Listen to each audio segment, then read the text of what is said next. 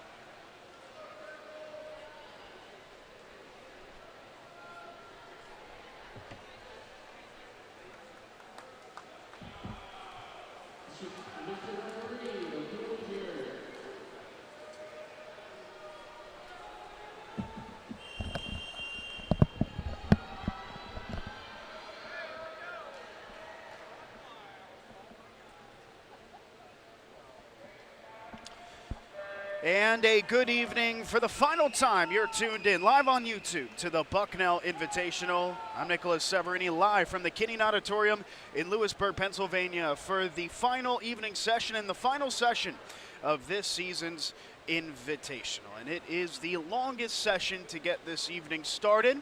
At 5 p.m. Eastern, it is the women's 1650-yard freestyle, a mile's length nearly, as we get started for the most intense and final out-and-out endurance competition of this meet. Before we talk about how we have gotten here in the standings, a look at the swimmers out in the pool for Heat 3 of 3 in the final. We've already had 2 heats that took place earlier this afternoon, but these are the favorites seated. In lane number 1, the freshman out of Bucknell is Tessa Feld, who had a 1,000-yard seated time of a 10:31.3, although seated time's not a full mile, but instead from 1,000 yards. They will be, of course, swimming 16:50 in this competition.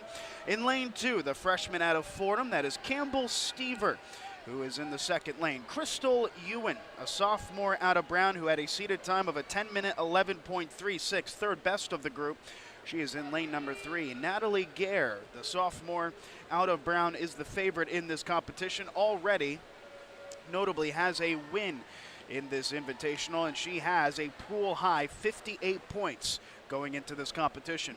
In lane number 5, we'll see Eli Spera, a freshman out of Delaware who has the second fastest seated time out of 1,000 yards of a 10-minute .16. She will occupy lane number 5. Zoe Wecker will be in lane 6, her freshman teammate out of Delaware, who has a seated time after 1,000 of 10 minutes, 19 seconds, .05. And then in lane number 7, Seton Hall struggling notably on the women's side of things. They will have a chance to get some valuable points with Zainab Asoy, the sophomore out of Seton Hall, as mentioned, with a seated time of a 10:28.99. And then in lane number 8 is Beatrice Stewart, a freshman out of Brown, who has a time of 10 minutes 34.01. You can see the spotters towards the right side of your screen just go away as they're back on the left-sided wall to complete another lap. And it is a Brown 1 and 2 in lanes 3 and 4. Ewan from Gare, from Spera, 1, 2, and 3 Spera, the Delaware swimmer. You see now you can see it on your screens on the right side. Our excellent camera operator, Travis Fatchline. You see the number 11. Those are the spotters giving. Those are going to go all the way up to 65. That is how many there and backs that they will be taking. 35 laps in total for the women, followed by the men in this competition. Brown doing something that they've done a lot of this weekend and expected to do so this evening, and lead ahead as it's Gare in second with Ewan in first. Delaware, though, in what has also been, comically enough, similar to what we've seen, always kind of hanging around the Bears in this competition, is in third position, with the third position swimmer being Eli Spera up in lane number 5. The pace and the consistency will be the most important. There has not been a team more consistent than Brown, both on the women's and men's side of things. As we get a look then at what the standings look like here in the Bucknell Invitational, the team scores. It's a bit closer for the women, but it is still Brown in first position with 1,340 points, and they lead the overall win totals with the women. Of the 13 female events that have taken place, Brown has won 7 of the 13. In second place is Delaware with 991 total points. The Blue Hens have taken 5 of 13 competitions. Despite not winning event, Bucknell is the team in third position with 640 points, their depth being used in large part so far. In fourth position is Fordham, who are notably in third place after the end of day 1, dropping in the fourth, but only by 13.5 points. They are an event away from overtaking Bucknell if they have a good one. They have 626.5 in total. Fifth place is Davidson, but they do have an event win in their graphs. The women of Davidson with 1 win that actually came, if memory serves, on the diving board. We will have a recap of the female events following this one, but Davidson with their win has them in 5th place, about 70 points ahead of 6th place's UMBC, who have 395 points. And rounding it out will be Seton Hall in 7th of 7 with 280.5 points in total. But they might try and get some valuable points coming up later, and they may be even coming up now, with Zainab Asoy in the number 7 lane, the sophomore out of Seton Hall, actually just tapping that left wall. We see Asoy in 5th position. Stewart, just to her left by about a third of a pool's length, is in 4th place here in the women's 1650. The leaders just touching the wall onto the left side. That is Gare in first, Ewan down in lane 3 in second, followed by maybe a half a pool's length, we'll call it. We see Spera of Delaware in third, and then touching the wall all the way up top, you can see going back is Stewart in 4th position. Aforementioned in 5th is the Seton Hall swimmer Asoy, not closely, or rather closely, by about a body's length on the bottom of your screen, is followed by the swimmer Stever, we can confirm, who is in the next position, with Wecker in lane 6 in 7th, and Feld rounding it out up down in lane number 1 in 8th position. Pay attention as we get into the real meat and potatoes of this competition to the two brown swimmers and whether or not they are able to separate themselves from the pack. Natalie Gare is the leading point haver, as mentioned, with 58 points so far in this invitation. And the next closest is the Delaware swimmer towards her right now. That is Eli Spera, who is currently in third place in this competition. We just saw the two intersect in the middle of the pool, but it is lane 4 and lane 3. Natalie Gare and Eli Spera in first and second place.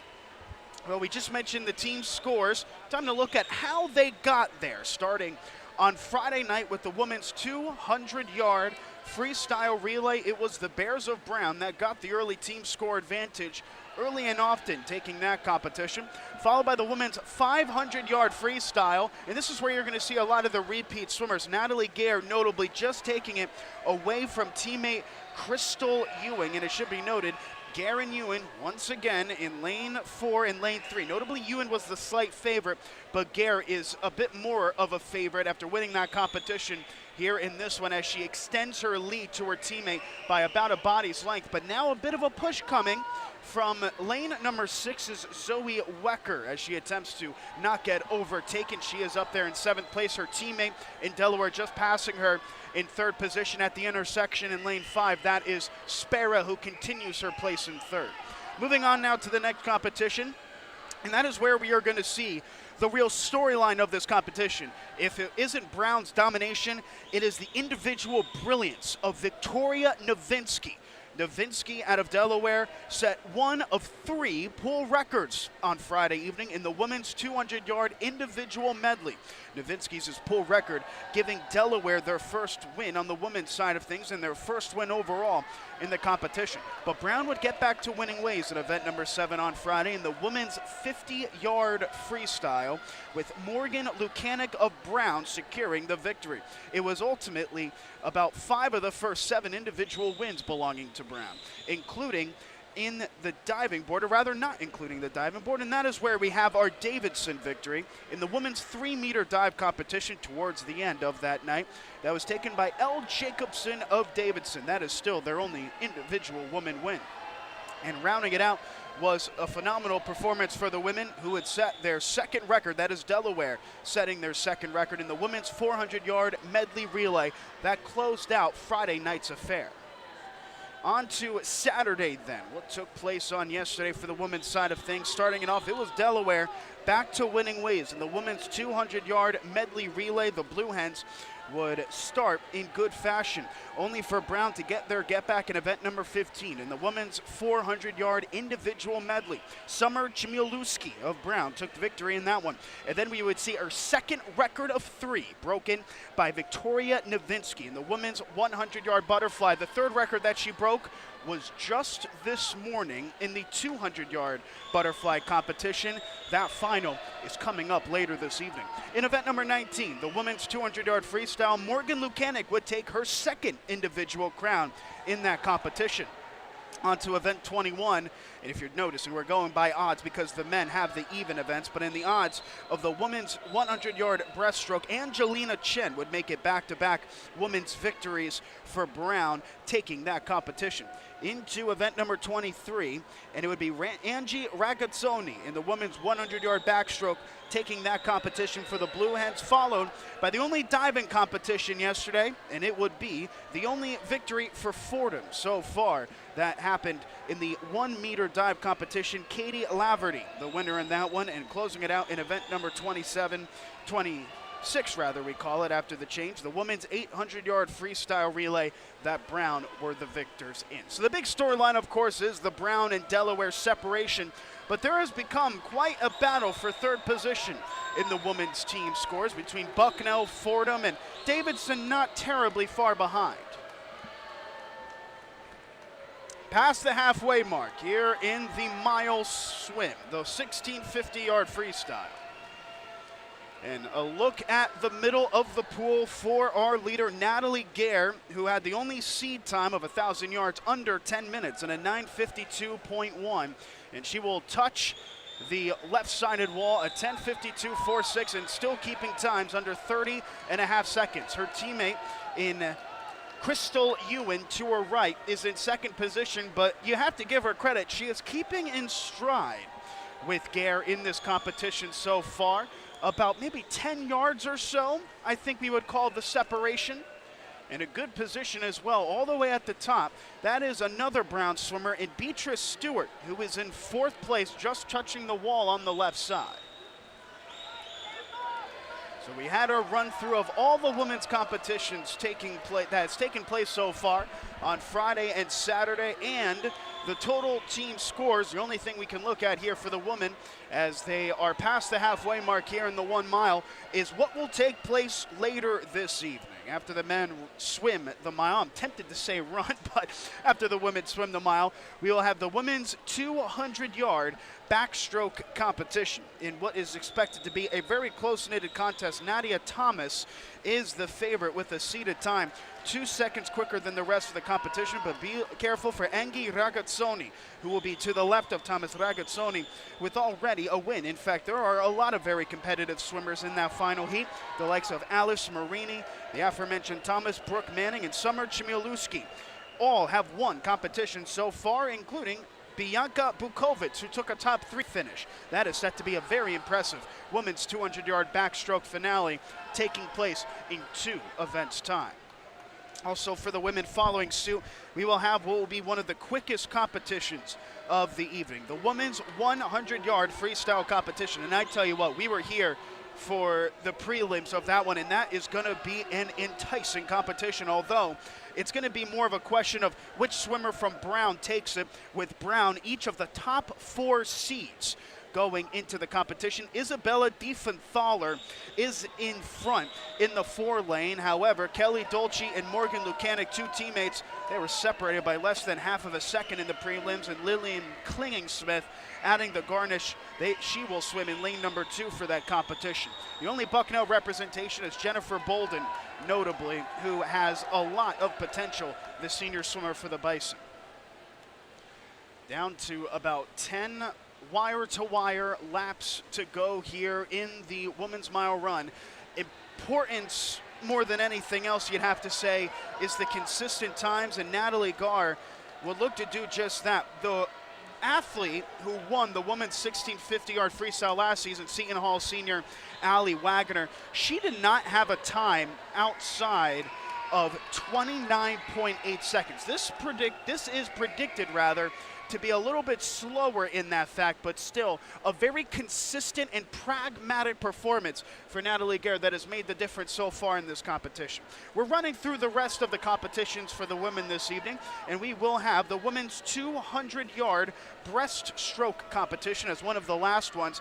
The favorite in that competition, Karina Canary, who came a little bit out of nowhere for Fordham in a very open group. We mentioned Fordham with just 1 individual competitive win, and they have a good shot, along with junior Lexi Lundell, who is the number 3 seed, to get their 2nd win here this evening. Then you have the women's 200-yard butterfly competition. Eli Spera, who is actually competing right now, as a matter of fact. Spera, who is in 3rd position, just touching the left-sided wall, putting in times less than 30.5 seconds, trying to get a podium finish here, and then she'll have to recover for that 200-yard butterfly competition that takes place in about an hour and 15 minutes time. Then you have the women's 400-yard freestyle relay that will close out the invitational for the women. Brown, the heavy favorites in that one. Looking now to the pool, and a majority of the swimmers on their 60th wire-to-wire lap and counting. And in the lead from wire-to-wire is Natalie Garr. Down in lane number 4, you're going to see her just escape your screen and then switch to the middle side. She's going to touch right in that middle 4th lane, the wall first. Her teammate, Brown's Stewart, up in lane number 8. Beatrice Stewart is in 4th position. Right below her, you saw Crystal Ewan, touching the wall left. She is in 2nd place. Here comes the Delaware swimmer in lane number 5 in 3rd position. That is Eli Spare, who we mentioned might be the favorite to take a specialty swim competition later this evening. But it is almost a lap of the field so far for Natalie Garr. She leads the pool in points for the women with 58 total points, at least amongst the 8 competitors. And this has been a very consistent performance from her. Trailed by her teammate Crystal Ewing, Gare had to be consistent to be able to take this mile competition as she touches the sidewall for the final time. Her and her teammate trying to convince and finish a brown 1-2, and that looks to be the case as Natalie Gare takes it with a 16:20.03. Closely followed behind is Crystal Ewing, who will finish in second position with a 16.25.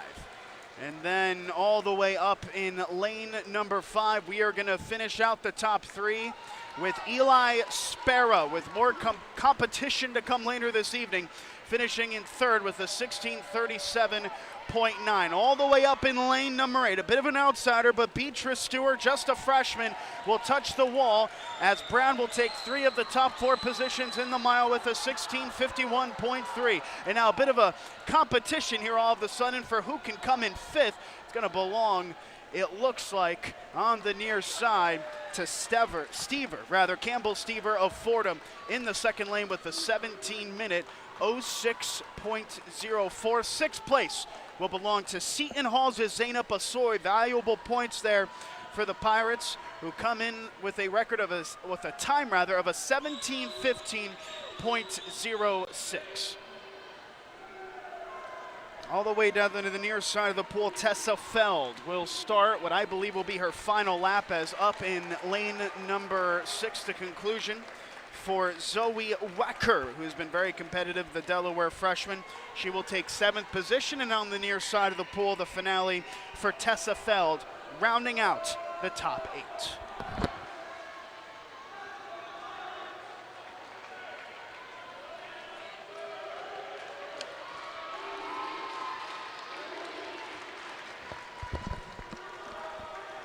And once again, we see a familiar sight with Brown, the victors, and Natalie Gare. With 58 points coming into this event, she is going to rocket up the individual standings as she takes another competition. She was the decisive favorite, but only by about 5 seconds. And for an entire mile, a 5-second difference is not too far off. And it was an impressive swim for Crystal Ewing to stay level with Gare. The widest separation was to the end by only a couple bodies length. But now we go to the men's side. The men's 1650-yard freestyle, the near mile, set to begin. All 8 lanes occupied in heat 4 of 4 in the men's 1650-yard freestyle. And this pool has had one of the country's best. A 14:58.7 is the record set in 2009 by Eric Hunter. But all the seated times are very close, and we expect a potentially close competition in this one. Going from lane 1 to lane number 8. In the men's 1650-yard freestyle, lane 1, we'll see the junior out of Brown, Matt Williamson, all the way to the near side. And then from the near side to the far side, in lane 2, we have Cody Lonsbury, a freshman out of Delaware, followed by Dylan Felt in lane number 3, the senior out of Davidson. In lane number 4, we'll have our favorite in this competition, freshman Rory O'Connor, who's already got 57 individual points today. O'Connor in lane number 4 amidst the middle of the pack. Lane 5, we'll have Quinn McPhail, a freshman out of Fordham, with Christian Dutoff next to him, the sophomore out of Brown in lane number 6. Lane number 7, we'll see Zachary McLeod, the freshman out of Seton Hall, and Henry Shoemaker rounding it out, another freshman in his own right out of Davidson, occupying lane number 8. With the exception of Shoemaker in lane 8 and Lounsbury in lane 2, the rest of the 6 athletes in the swimming pool have 30 individual points or more, helping carrying their schools. And early on, it's to the far side that is the pace setter with Christian Dutoft in first position. And all the way down in lane number 1, we see Matt Williamson trying to stay in line on the other side of the pool with his Brown teammate. Well, we mentioned the women with Brown quite decisively ahead. It's not been as close, though, on the men's side of things. The Bears of Brown, the men's swimming team, have dominated this weekend's competition. Brown with 1,138.5 total points in this competition. That is almost 400 points ahead of the next closest school in Delaware, but the pack congests from there. The Blue Hens are in second with 743, currently on pace to finish in second in both the women and men's division. In third place, despite the struggles for the women of Seton Hall, the men have not fallen to those same struggles. Seton Hall with 630.5 points is in third by just a point and a half against the University of Maryland, Baltimore County, or UMBC. So UMBC and Seton Hall will be scrapping to finish in the top three for the men. In fifth position, we'll have Davidson. Davidson with 485 points for the team. Fordham is in sixth position with 420 points, and then trailing behind is the hometown Bucknell Bison with 347 team points. Notably, Bucknell not in this final heat of the competition. As we now get a quick glimpse at the pool before talking about the results that we've had so far. Brown 1 and 2. It is Christian Dutoft and Matt Williamson leading it out, with Quinn McPhail in lane 5 and third. Our favorite, Rory O'Connor, currently in fourth, but keeping pretty good pace, and now turning to maybe turn the jets on ever so slightly away from the pack. Up in lane number 7 is Zachary McLeod, who has done well. They're almost 4 abreast for third place, and not far behind in lane 3 is Dylan Felt, and in lane 2, Cody Lonsberry rounding them out. They are all very much on the same pace, with the fastest and slowest previous lap less than a second in separation. On the men's side of things, we mentioned the Brown dominance. Let's properly digest just how so. Brown would start in a very good way in the men's side of things, but it would be Delaware. In fact, Delaware would be the starters with a pool record in the 200-yard freestyle relay, one of 8 total records that were broken at the Kinney Auditorium this weekend, with more potentially upcoming. So the men of Delaware got the first win in the men's 200-yard freestyle relay, and then in the fourth event on Friday night, the 500-yard freestyle. And guess what? It'd be another record broken, this time by Browns, is Rory O'Connor. O'Connor, who is the favorite in the pool today, trying to break another record. This one a lot more difficult, we have to admit, to beat. He is currently in second position, notably, about a body's length away from his teammate in lane 6, Christian Dutoft. But O'Connor got the win in the men's 500-yard freestyle, as we mentioned on Friday. In event number 6, a non-broken record. How about that? In the men's 200-yard individual medley, Martin Nagy out of Brown took that one. Followed by in event number 8, the men's 50-yard freestyle, and that is where we saw one of my favorite names to pronounce this weekend, Matvey Namakanov of Delaware, who got that event win. In event number 9 then, because the diving is when it was swapped, the men's 1-meter dive, Roland Lawver of Brown took that competition. The men's 3-meter dive later this evening. In event number 12, closing out Friday night's festivities, Delaware got another win in the 400-yard medley relay to stay close to Brown, but Saturday is where the Bears would create separation. Into event number 14. On Saturday, the men's 200-yard medley relay, Delaware would again start strong, taking another team event, but Brown on the individuals would focus up. In the men's 400-yard individual medley, Martin Nagy of Brown were the victors. And then we would see our final record broken in a final competition for the men, the men's 100-yard butterfly. And that is where Cade Snyder of Delaware took the record-breaking first place. In event number 20, we had the men's 200-yard freestyle, and that is going to lead to just the second and final time a non-Delaware or Brown swimmer won a competition. The men's 200-yard freestyle, Dylan Fett of Davidson taking that award. Then into event number 22, the men's 100-yard breaststroke, and it's that name again, Matvey Namakanov of Delaware taking that competition for his second individual victory. Followed by event 24, and there'd be another Delaware win, Cade Snyder in the men's 100-yard backstroke, the victor in that competition.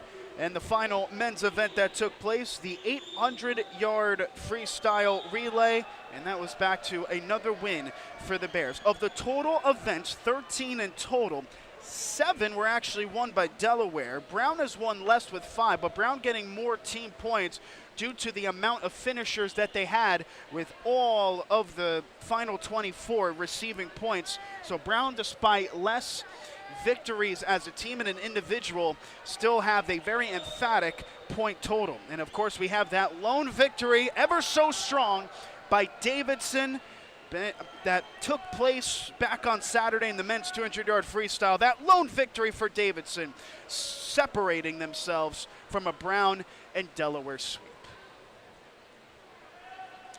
We hit the halfway mark here in the pool at the Kidney Auditorium. It is the men's 1650-yard freestyle competition.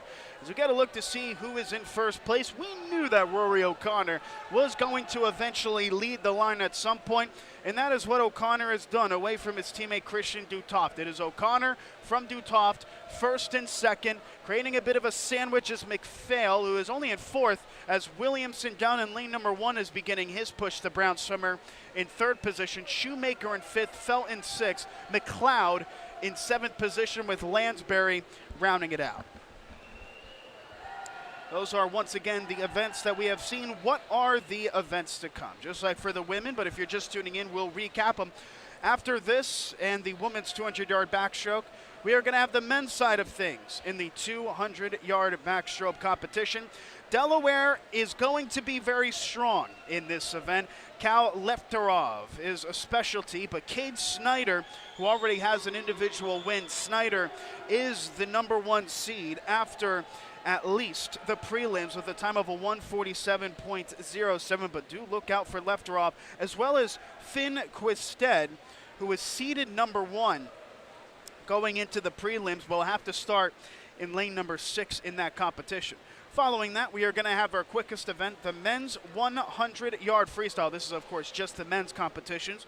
In the 100-yard freestyle, first seed and 8th seed separated by less than a second. It's going to be that close. Addison Collins of Delaware is once again going to be the number 1 seed. However, we mentioned Seton Hall in the prelims. They could have a chance to get a get back here. They will have maybe their best opportunity at an individual win. Michael Klimajewski, the senior out of Seton Hall, is the number 2 seed in that competition, and he will be one to watch.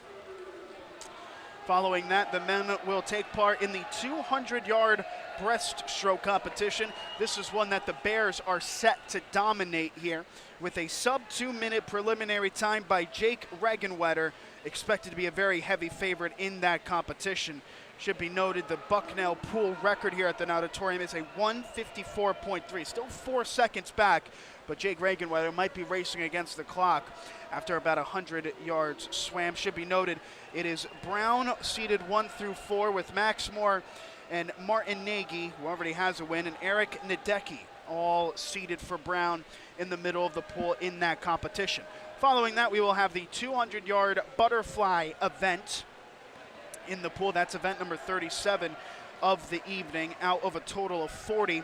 That will finish but with a heat final of Fletcher Smith of Davidson. Davidson has 1 win already in the pool. Davidson will look for another one courtesy of the senior in the butterfly in Fletcher Smith. That Davidson win, as we mentioned, came in the 200-yard freestyle for the men.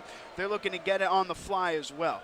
And also, we'll have an intermission, it should be noted, with the men's 3-meter diving competition that is set to take place as well this evening. That's going to lead to a short intermission.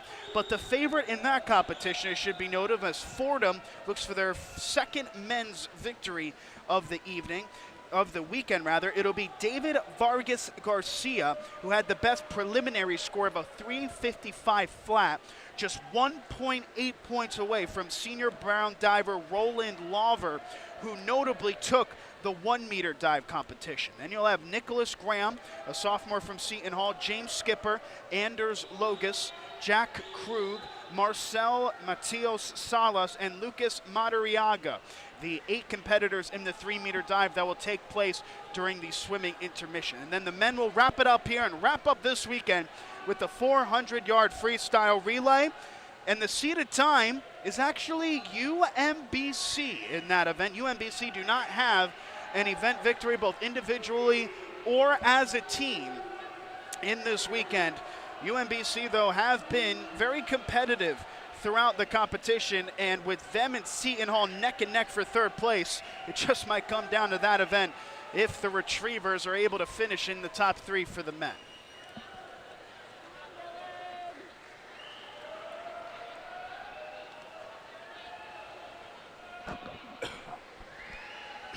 So that is the preview and the product of what is to come here at the Kinning Auditorium, the third day of 3 for the swimming competition. And back in the pool, it's getting a bit close for O'Connor in the middle, who has himself quite emphatically ahead, now lapping a swimmer up in lane number 7. That is Zachary McLeod, as Rory O'Connor, this is a real freshman phenom for this Bears team.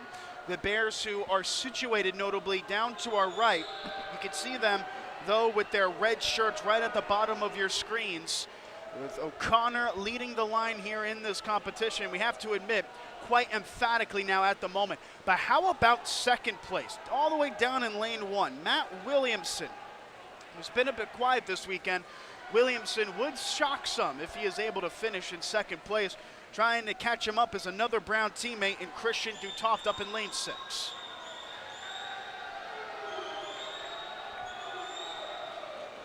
A 27.39 is the latest lap time for O'Connor. Should be noted, the winner of this competition. We are comparing from previous years a couple of times. We're going to do that again here because it's a good sample of what the average lap time should be. The winner of this competition was Sean Vizard of Seton Hall, the senior last year, who never had a slower lap time than 27.8. And right now O'Connor is looking to have an even quicker pace than Vizard, who took this competition at the Invitational last year with a final time of a 15:08.6. We're closing in on the dying embers for O'Connor in the center.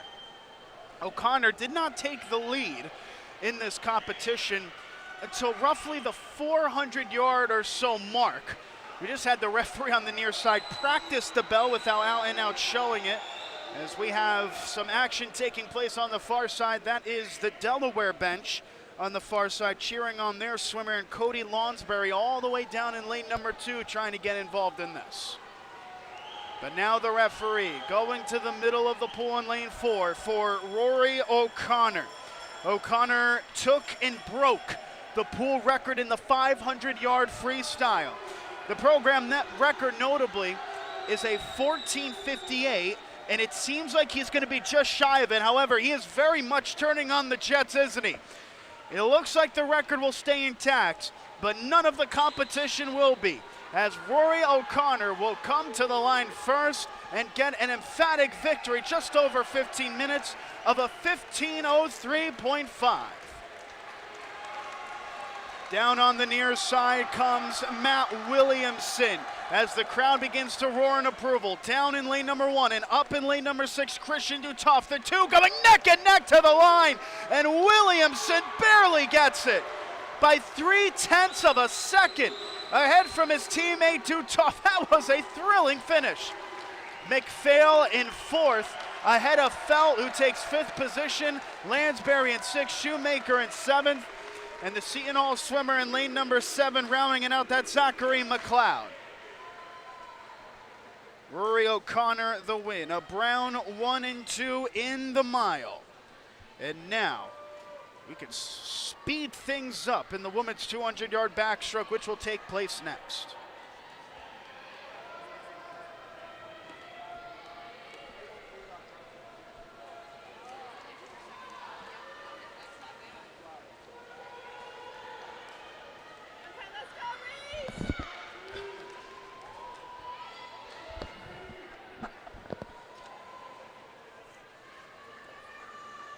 As we get a slight intermission, only due to the very tired athletes, I can only imagine, getting out of the pool. Congrats to Rory O'Connor, who has his second win, breaking a pool record at the Kinning Auditorium in the 500. He'll have to settle for just the top of the podium in the mile.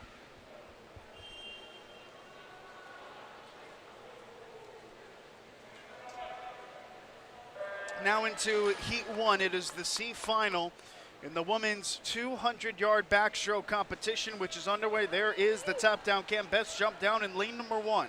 That is Reese Ramsor, a freshman out of Davidson in lane 1. In lane 2, we'll see Tara Brillmeyer, a junior out of Fordham. Lane 3 will have Amelia Hines, a sophomore out of Brown, followed by 2 Bucknell juniors. In the middle 2 lanes, that's Sam Benzija and Talia Bugel in 4 and 5 respectively.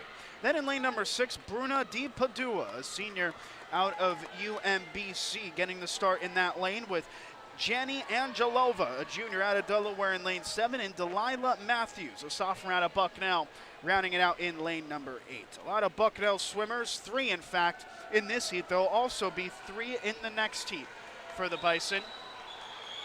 Coming to the left-sided wall now is Talia Bugel. Her and Benzija are the 2 favorites here in the C-seeded finale, which has just reached the halfway mark, 100-yard swam of 200. Almost a pyramid forming there in the middle. To the left is Bugel in lane 4. Or rather, that's Bruna Di Padua all the way up in lane number 6. That's creating a bit of the pyramid. Benzija to the left is in 3rd place, and leading them out is Bugel up in lane number 5. These are 2 very experienced Bison swimmers, juniors who have had important competitions already in their Bison careers, expected to have very impressive seasons, but a very impressive performance on the night right now is belonging to Bugel, who finished with a 2:06 flat in the preliminaries. That edged herself as the 2nd seed in the C-seeded final, but she has saved her best performance for last. A very competitive time this is going to be for Talia Bugel, just past the 2-minute mark as she takes the C-seed. A 2:02.5, and now a real close finish in the end with Benzija in 2nd, Di Padua in 3rd, and Angelova for Delaware rounding out the top 4. The first time a non-Brown swimmer has won. It does come in a C-seed heat, it should be noted, but it does belong to the hometown Talia Bugel of Bucknell, who got it going 3.5 seconds quicker than her preliminary time. A very impressive showing for the junior Bugel.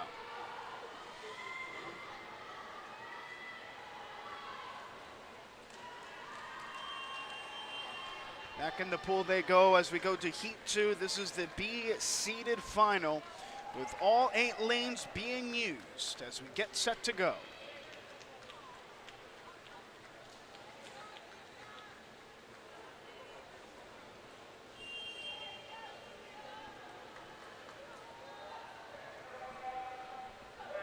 Of the 8 swimmers in the pool here in Heat 2, 6 are underclassmen and 4 are freshmen. One of the exceptions is Isabel Shapiro, a senior out of Brown, down in lane number 1. Then we have a pair of freshmen in lanes 2 and 3. That is Aaron Richards out of Delaware and Lindsay Neighbor out of Seton Hall. It's sophomore Torin McGillis who has the fastest time in the prelims in this heat, at least. In lane number 4, she had a heated time of a 2:03.01. Then in lane number 5 is Olivia Wainwright, a freshman out of Bucknell. In lane 6, we'll have another freshman, this time out of Delaware, and Alexandra Dimitrova. Then in lane 7, it's Emma Feld, a senior out of Bucknell, with Sophia Burns, rounding out another Bison swimmer, the sophomore, in lane number 8. Nearly 3 abreast across lanes 5, 6, and 3 at the halfway mark, and it is Dimitrova that just narrowly tapped the wall first. 3 swimmers with a pace of under a minute through the first 100-yard swam. Slight advantage belonging to Dimitrova, the freshman out of Delaware, with Bucknell's is Olivia Wainwright. And down in lane 3, Lindsay Neighbor trying to work their way back, but she has fallen back to the pack, and now it is lanes 5 and 6 requiring the most attention. 50 yards yet to be swam. The 2 separated by just 1/10 of a second on the last lap and 1/100th of a second on the wall tap as Wainwright takes a slight lead over Dimitrova. This could be a very dramatic finish up in lanes 5 and 6. Who saved the most energy for last? That's a much better jump from Dimitrova up in lane number 6. She's going to have to work it back, Wainwright with the technique. But Dimitrova, off of an excellent jump from the back wall, will go to the line first with a 1:59.7. Wainwright of Bucknell in second, with Richards in third, McGillis in fourth, and Burns rounding out the top 5 for Bucknell.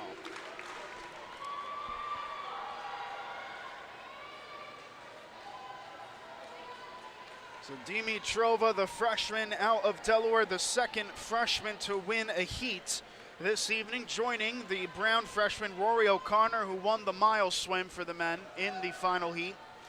And now we go to the A-seeded final, heat number 3, and this is where the tension begins to build. Of the 8 swimmers in the pool now, 6, or rather 5, had times of less than 2 minutes in the prelims.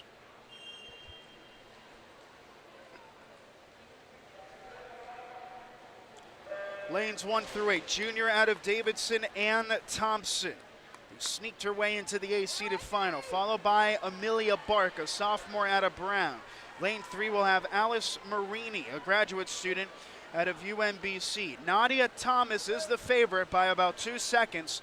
The sophomore out of Brown is in lane number 4. Angie Ragazzoni, a senior out of Delaware, is in lane 5. Brooke Manning, a junior from Brown, in lane 6. Her teammate, senior Sumner Chmielewski, is in lane 7, with Bianca Bukovics, a sophomore out of Seton Hall, up in lane number 8. We have 4 different swimmers with times in the 1:59s in the prelims, and then an eye-opening 1:57.5 from Nadia Thomas that topped the prelims. However, you wouldn't have pictured that through the first 100 yards swam, as in lane 5, Angie Ragazzoni is going to have the advantage at the halfway mark. Ragazzoni from Manning, from Thomas, from Marini, from Thompson, from Bukovics, from Bark, from Chmielewski.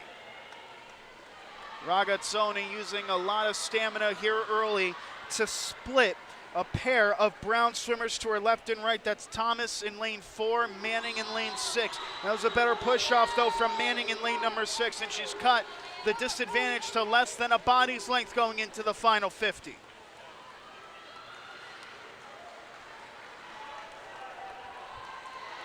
And they are getting a bit closer there in the pack, trying to make her name in this competition. In lane number 3, that's Alice Marini of UMBC. The pyramid forming from lane number 5 as they come to the final 25. They've had a couple of impressive wall pushes on the right side, and that's another good one as well from Brooke Manning, putting pressure on Ragazzoni, coming into the wall. Manning making a very impressive late push, but it'll be Ragazzoni that takes it with a 1:56.9. By less than a second, Ragazzoni had it over Manning, with Thomas forming a Brown 2 and 3. Ragazzoni came in as the 2 seed out of the prelims and has another event victory here this weekend. She took the 100-yard backstroke competition yesterday and now has the 200-yarder in her pocket as well.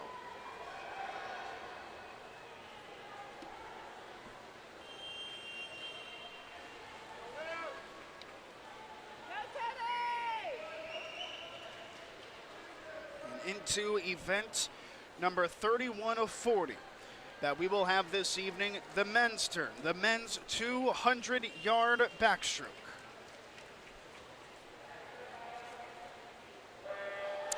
The backstroke competition underway with all 8 lanes being used, making the top 24. In lanes 1 through 8, Caleb Kubiak, a junior out of Bucknell, followed by 3 Fordham swimmers. Junior Bryce Wilkins in lane 2, freshman Ben Orr in lane number 3, and junior Frankie Sanger in lane number 4. In lane 5, sophomore out of Bucknell, Avery Kuhn, will be next to his sophomore teammate Caleb Hagedorn, who is in lane number 6.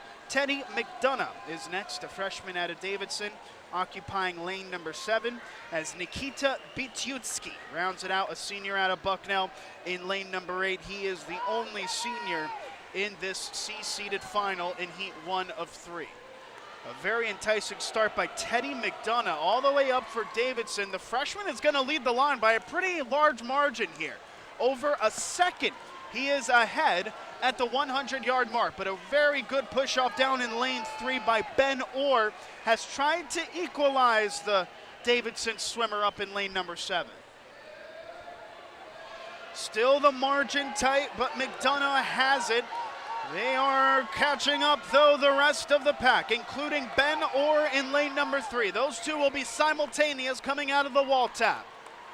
Separated by less than 0.2 of a second. McDonough the slight advantage, but the rest of the pack has caught up. Ben Orr has overtaken, it seems. The swimmer McDonough on the next 25, and on the wall tap, that confirms it. Trying to get their name known in this one, Frankie Sanger in lane 4, Avery Kuhn in lane number 5. But it's going to be Ben Orr, it seems, with a late push down in lane number 4, as well as they come to the line, and McDonough managed to hold on. A 150.9 by less than 0.4 of a second. I'm not sure how Teddy McDonough had more left to give there, as he found that extra gear when he needed it and got the Heat 1 victory with a very impressive mark that was nearly 4 seconds quicker than his preliminary time.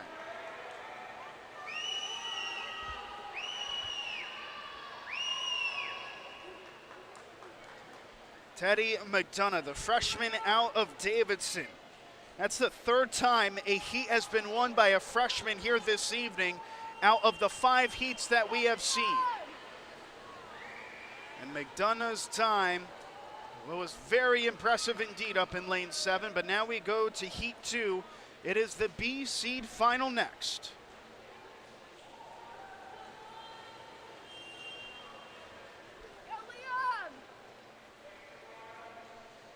All 8 lanes occupied in heat 2, which is underway. In lane number 1, Braden Beagle, a senior out of Bucknell, occupies the first lane. Cale Duwong, sophomore out of Seton Hall, is in lane 2. Drew Davis is in lane 3. He is a freshman out of Bucknell. His same class, at least, freshman out of Brown. Trey Mastrandria, the favorite in this seed, is in lane number 4, only 2/100ths of a second quicker in the prelims than his teammate, sophomore Jack Marin, who occupies lane number 5. Then it's Nick Braycall, a junior out of UMBC, in lane number 6, with Caden Duwong, sophomore from Seton Hall, in lane 7. Liam McDonough, senior out of Davidson, rounding it out up in lane number 8. And now on the halfway mark, it is about as even as you can make it. I think Nick Braycall may have the slimmest of advantages coming at the halfway mark, and that is going to be the case. 27.5, the quickest swimmer on that lap was in lane number 3 in Drew Davis, but they're separated. We're talking about 0.1 of a second here. With how similar the form is and the speed of the middle of the pool, it just might be what takes place on the edges that determines this one. Jack Marin out of Brown looks to have had the best momentum now, and now Marin has the advantage away from Braycall, who is in second currently on that left side. Still Jack Marin with the slimmest of margins going into the final 25. Marin was just 2/100ths of a second away from taking the 4th lane from the prelims, but he looks to have made no nonsense about this one. A late push in lane 3 from Drew Davis, but it will be Marin holding on for the win. Davis, the quickest final lap, having to settle for second in the seed. Duwong of Seton Hall in 3rd, McDonough in 4th, the opposite Duwong in 7th, as 5th place will belong to Mastrandria in the 4th lane, but Jack Marin getting the win.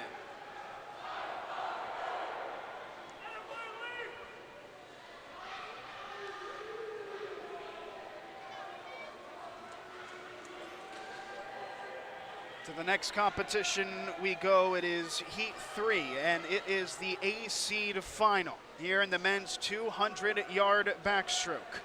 And this is set to be one of the closest competitions of the evening, but notably Delaware, taking seeds 1, 2, and 3, has facilitated themselves as the favorites.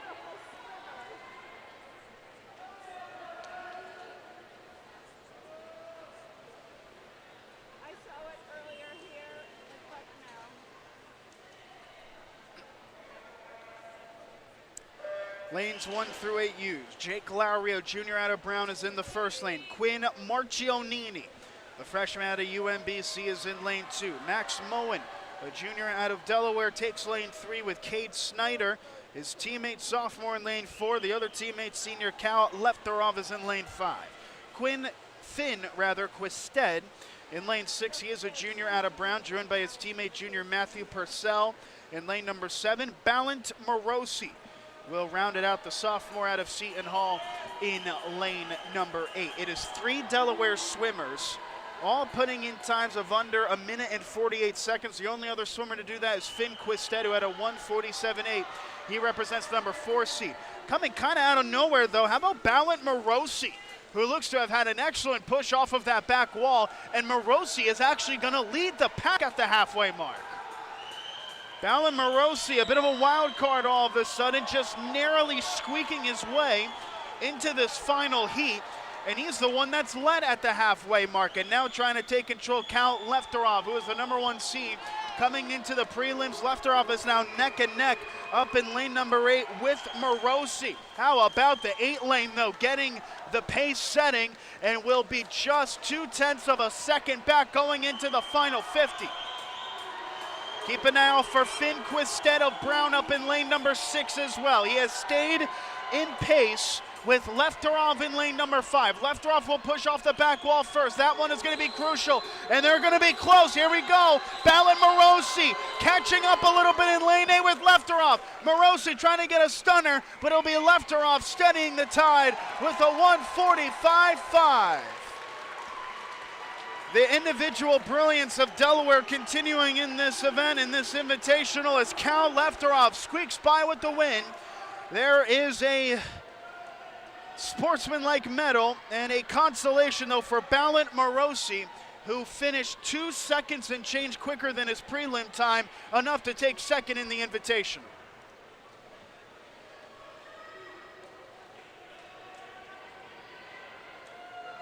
And we sped it up a lot from the mile to the 200-yard backstroke. I suppose it's only time that we speed it up some more. The women's 100-yard freestyle final is set to begin. Some very competitive times in the prelims as we go to Heat 1, the C seed final. Lanes 1 through 8. Abby Steinbrook, a sophomore out of Delaware, in 1. Kyla Kelly in 2, the senior from Bucknell. Claire Oninger is in lane 3, a sophomore from UMBC. Judy Liu, senior from Delaware, in 4, with her teammate Bella Grinetsky in lane 5. Caroline Furby is in 6, a freshman from Davidson. Her freshman teammate McKenna Smith in lane 7, with Kennedy Ann DeVoe, freshman from Bucknell, in lane number 8. At the halfway mark, Judy Liu, the favorite by just 100th of a second, tapping the left-sided wall first with a 24.1 in the first 50-yard swam. And now into the final 50. Competitive run for Kyla Kelly, who is down in lane number 2. Kelly trying to find her way and claw her way back amongst the top 2. That is occupied by Furby in lane 6 and Liu in lane 4. Judy Liu had the advantage through 50, and she'll have the lead at 100 with a 50.3. Kyla Kelly, an impressive run to finish in second. Furby in third, with Steinbrook in fourth and DeVoe rounding out the top 5. Chance of Liu from the Delaware faithful, the senior, getting the victory, was 0.3 quicker than her preliminary time to do it.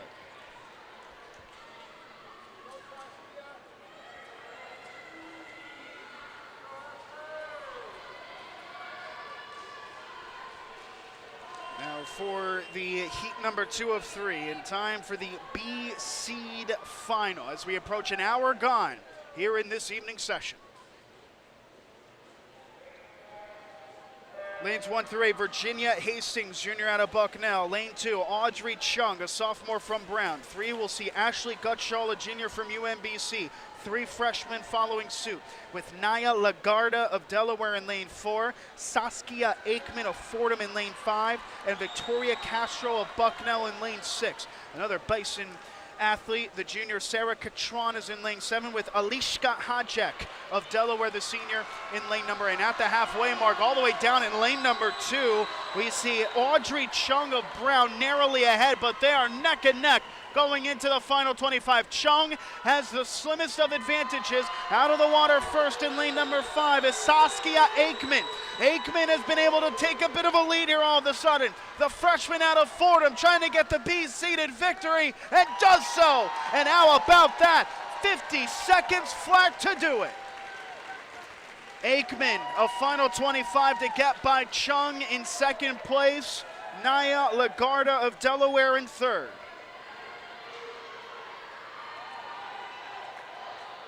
Saskia Aikman with the B-seeded final, and now to Heat 3 we go. It is the A-seed final. The two favorites all hailing from Brown with sub 50-second times, Isabella Diefenthaler and Kelly Dolce. Diefenthaler is in lane 4, Dolce is in lane 5.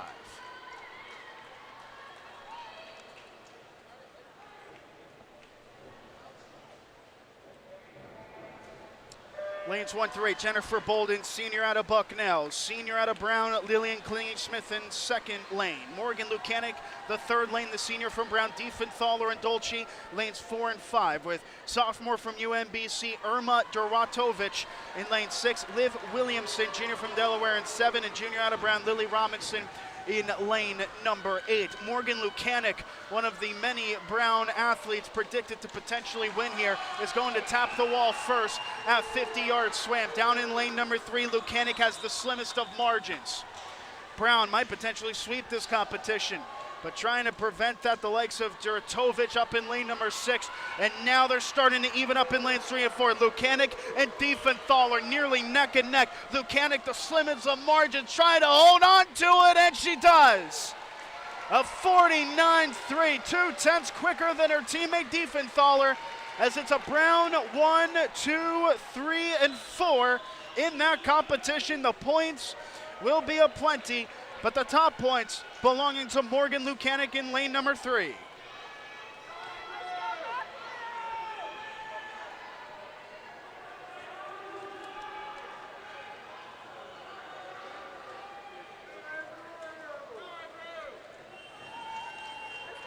And the men's turn now as we hit the men's 100-yard freestyle. All 8 lanes used here for the C-seed final. Lanes 1 through 8, Andrew McEachern, sophomore out of UMBC. In 2, it's Matthew Schnowski, a sophomore from Davidson. Cody Lonsberry in lane 3. He's a freshman out of Delaware, with Jesse Abramson in 4, the junior from Fordham. Sophomore out of Delaware, Brady Robitis is in lane 5, with Max Macher in lane 6. He's a Fordham freshman. Junior out of Bucknell, Colin Smith is in lane 7, and Tucker Peterson, the senior out of Brown, rounding it out. And you have to go all the way up to Peterson, who will lead the line with a 21.5, up by just a 2/100ths of a second all the way in lane number 8. Who gets the best wall push here? Oh my goodness, they're neck and neck. Look at this. Just look at the evenness as they come to the final 10 yards or so. A push in lane 5, that's Brady Robitis, but it'll be Smith in lane 7 that wound up getting it. Colin Smith, a 45.2, a rapturous round of applause by 4/100ths of a second, taking it from Robitis. I'm not sure you're going to see many events that will be as close as that. That is sensational. First and last, separated by 9/10ths of a second in that one.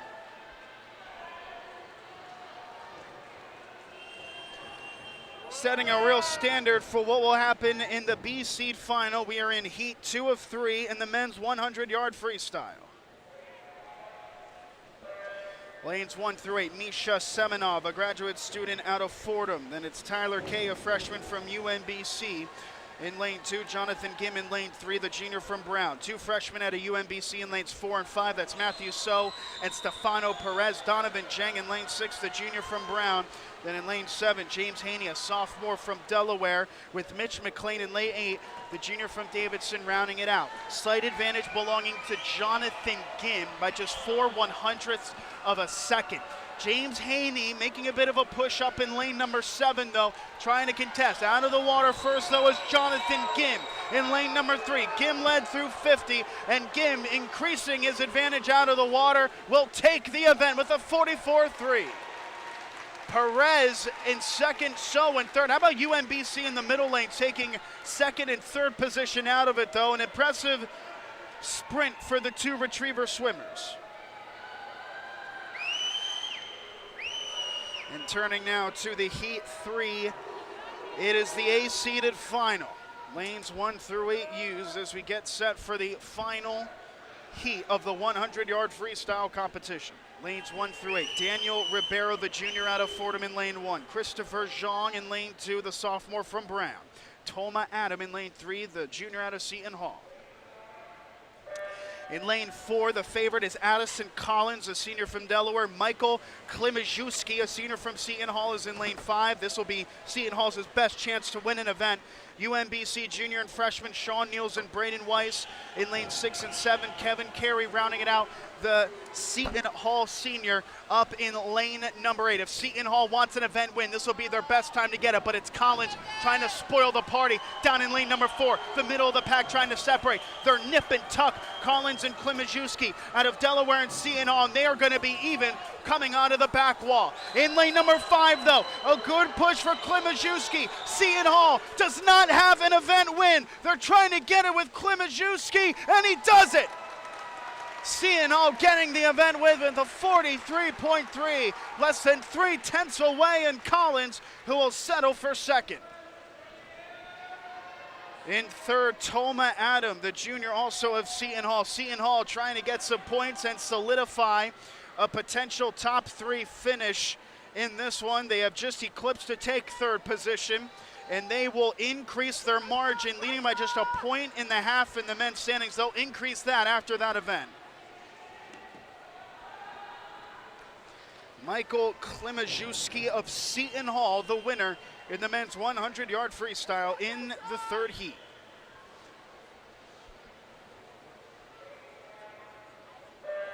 Quickly we go to the next event. It is the women's 200-yard breaststroke. 3 heats will be used, 8 swimmers in the pool. In lane number 1, senior out of Bucknell, that is Ava Stallmeyer. In lane 2, sophomore from UMBC, Brianna Smith. And in lane 3, senior out of Bucknell, Hannah Bingley will take her mark. With Shannon Lambert, a freshman out of UMBC in lane 4. Another freshman out of Brown, Angelina Chen, will occupy lane number 5 as through a lap gone. Bingley has the slight advantage. Rounding it out, Miranda Bonatatabus, and I apologize again for the pronunciation, Bonatatabus, the senior from Fordham, is in lane 6. Sydney G, a sophomore from Bucknell, is in lane 7, with Kelsa Dator rounding it out, the senior out of Davidson, in lane number 8. Shannon Lambert in the middle, the freshman, is the favorite in lane 4. But to her right, Angelina Chen trying to spoil it a little bit in lane 5, and a good push for Brianna Smith down in lane number 2 as well. It'll be Bonatatabus, though, out of Fordham, who leads it at the halfway mark. This is another competition in which a non-Delaware or Brown swimmer can take it. Fordham actually holds seeds 1 and 2, and it's the only Fordham swimmer in heat number 1, Miranda Bonatatabus, who looks to get a C-seeded victory here. Bit of a slower push off though, and in lane number 4, Shannon Lambert attempts to take control a bit going into the final 50 yards. They're very much close there, aren't they? And it is actually all the way up in lane 7, Sydney G of Bucknell. We haven't said her name much, but G has that narrow margin away from Shannon Lambert, who is in lane number 4. Lambert, on my view, though, does have that slimmest of margins going into the final 25.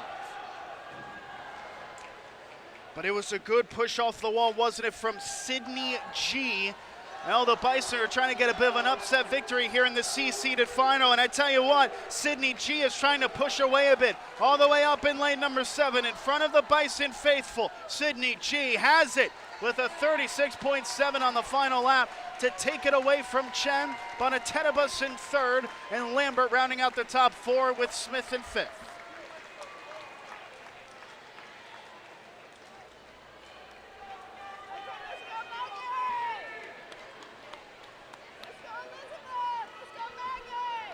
When this competition concludes in the 200-yard breaststroke for the women and men, we go to the 200-yard butterfly for both women and men before an intermission with the 400-yard freestyle relay rounding out this evening and this weekend's competition.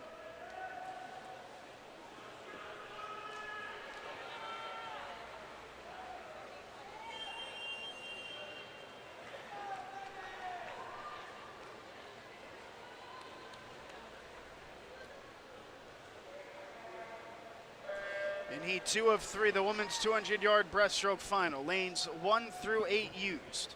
Maggie McCabe, a senior out of Davidson, will occupy lane number 1. Two freshmen, Martina Capps out of Brown in lane 2, and Daphne Mellis of UMBC is in lane 3. In lane 4, a senior out of Brown, Catherine Yu. In 5, Asimina Antaki, a freshman out of Delaware. Lane number 6 will have Ula Perrell, a junior from UMBC, as Elizabeth Palmer, a freshman from Davidson, takes lane 7.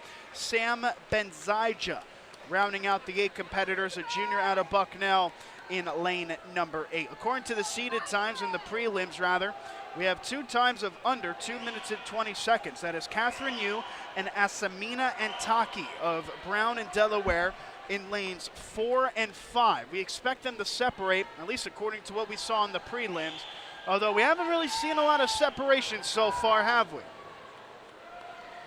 Asamina Antaki is going to lead the line up in lane number 5 for Delaware. The freshman pushing off first, or rather, no, that's going to belong all the way up to lane number 1. We forget lane number 1 sometimes, and they deserve their respect, as Maggie McCabe actually has the first position down in that first lane. McCabe was 3 seconds slower than top-seeded Catherine Yu in the preliminaries. However, she has had an electrifying start all the way down, and Maggie McCabe of Davidson trying to provide a little bit of an upset down low. All the way up, Esamina Antaki and Ula Perrell have kept in stride with McCabe down in lane number 1. And now, in fact, McCabe has taken first place away by Ula Perrell, who is starting to turn the jets on a bit. It is Antaki and Perrell in lanes 5 and 6 trying to get away from Maggie McCabe. But McCabe is very gullible, isn't she? She's not giving up on this one down in lane number 1. The Davidson senior keeping in stride, and on my view, might have the slimmest of margins ahead. They're going to be 3 abreast going into the final 5 yards. Antaki and Perrell and McCabe, and it's Perrell that took it away for UMBC. I'm not sure if Ula Perrell led that mark until about the final 10 yards or so. But she manages victory over Antaki and McCabe, who will settle for 3rd and 2nd.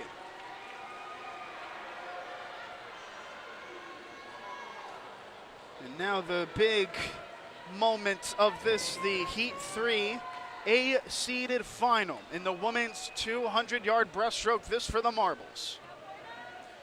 And a decisive 1 and 2 for Fordham, who do not have an event win for the women in the swimming pool this weekend, and they are favorites to do it here. Lanes 1 through 8, and keep an eye out for the Fordham swimmers in the middle. But in lane 1 down low, the freshman out of Delaware, that is Piper Price. In 2, we'll see Caitlin Holmes, the senior out of Brown. Lane 3, the junior from Bucknell, is Kelly Byrne. And then we have the duo of Karina Canary and Lexi Lundell, a sophomore and junior, both out of Fordham. Those are going to be the 2 favorites. Kelly Byrne of Bucknell, though, the hometown swimmer, will be closest to them, and in fact, they'll be Byrne actually in 4th, but separated by less than a second from the pack through the first 50 yards. Rounding out the rest of the swimmers, senior out of Brown in lane 6, that is Amy Barrow. Junior out of Delaware, Marissa Schenkenberger, is in lane number 7, and rounding it out in lane 8, Liliana Schoen, a senior out of Davidson, in that 8th and final lane.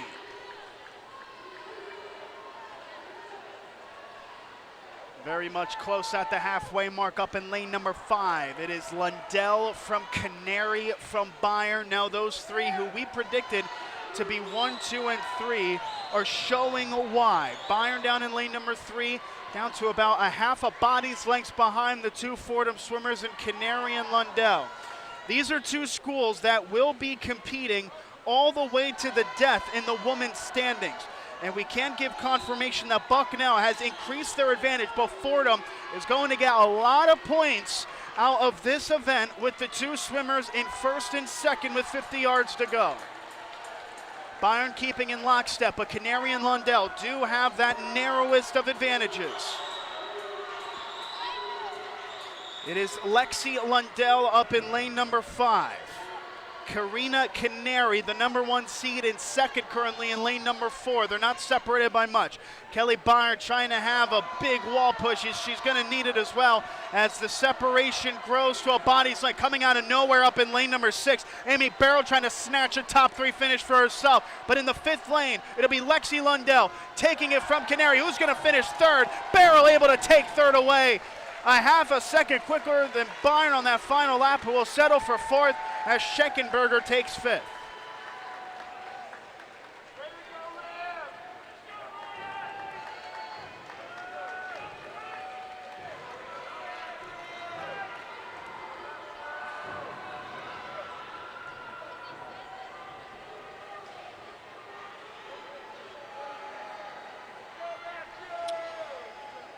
So a Brown swimmer taking a 3rd place spot in that final heat, as Amy Barrow had an excellent last 50-yard swam in the breaststroke to snatch 3rd place away, but it will still be a Fordham 1 and 2.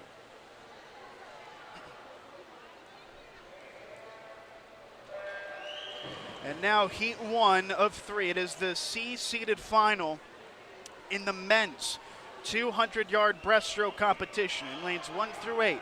We'll see Ryan Schutt, a senior out of Davidson that just snuck into the top 24. In lane 2, Evan Hepburn, a freshman out of Bucknell, with Lorenzo Tabladini, a graduate student out of Seton Hall in lane 3. Matthew Johnson is in lane number 4, a junior out of UMBC. Frank Howden is in the 5th lane, a senior from Davidson. In lane 6, we'll have Matthew Rotunda, a freshman out of UMBC, a second Bucknell swimmer. Will be in lane number 7. That's James Lombardi. He is a junior. Rounding out is sophomore out of Seton Hall, Evan Wilson.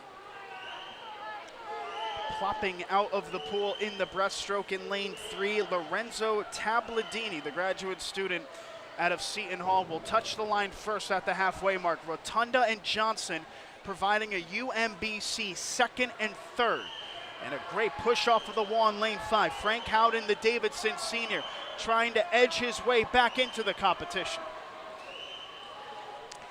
Tabladini, though, continuing to push the tempo. He is the oldest competitor of the 8 in the pool. Better push off in lane 4, though, from Matthew Johnson, as they're about a stride behind, I would say, the leader, Tabladini. The Seton Hall swimmer Tabladini, the only swimmer under a minute 31 going into the final 50 yards. Tabladini has that narrow advantage, and keep an eye out for Evan Hepburn down in lane number 2. He's worked his way a little bit back into this, and up in lane 7 as well, that's James Lombardi. But now Tabladini has found company in Matthew Johnson, and they are neck and neck in lanes 3 and 4 for the C-seed final. Trying to get a last-ditch win is Johnson, and he does it! Oh, he was a second quicker than Tabladini at the death, as the UMBC swimmer takes the C-seed title with a 2:03.2.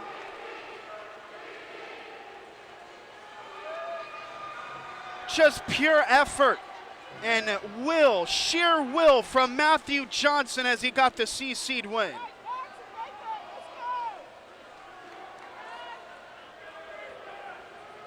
Those final 25 yards were so crucial to Johnson. Had that push off, was still trailing with about 10 yards left on my view from Tabladini, but Johnson, the longer and more elusive strides, managing to get the comeback win by the span of 0.2 of a second.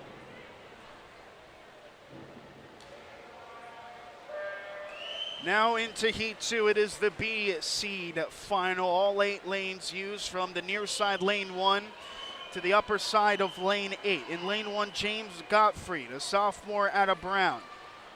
in 2. We will see the freshman out of Davidson, Max Boylan. Lane 3, Malcolm Collins, a sophomore from Delaware, as Nathan Widman, the freshman of Davidson, occupies the top seat in this second heat. In lane 5, James Tao, it's a junior from UMBC. 6 will have Yegor Ellerman, a freshman from Seton Hall. Lane 7 is Ryan Hong. He is a junior out of Fordham. And rounding out the 8, in lane number 8, Daniel Krajewski, a freshman out of Seton Hall University. Something about lane number 3, it seems like in the first 100 yards, whoever's in lane 3 has that little bit of an advantage. Malcolm Collins providing it for Delaware, a 57-2 through the first 100.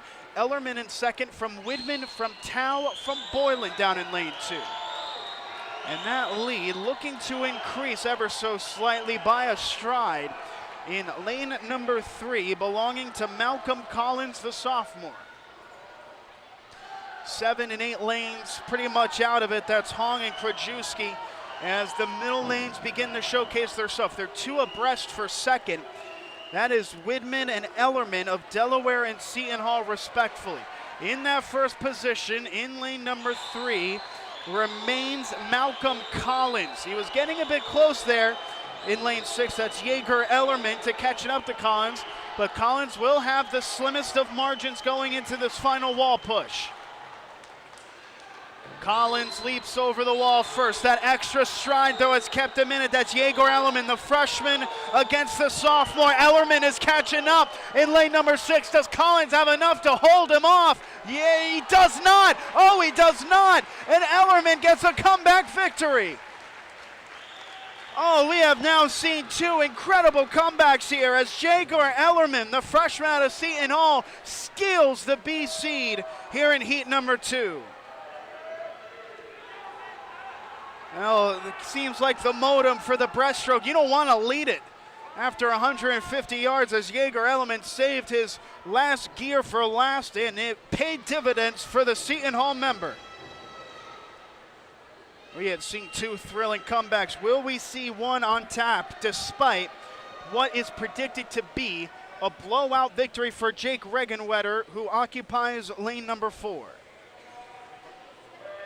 Regenwetter, the senior out of Brown, was 2 seconds nearly quicker than the field as Brown dominates the middle lanes. In lane 1, junior out of Delaware, Manuel Osorio. In lane 2, we'll have Brian Wilbur, a sophomore from Delaware, followed by 4 Brown swimmers. Sophomore Martin Nagy in lane 3.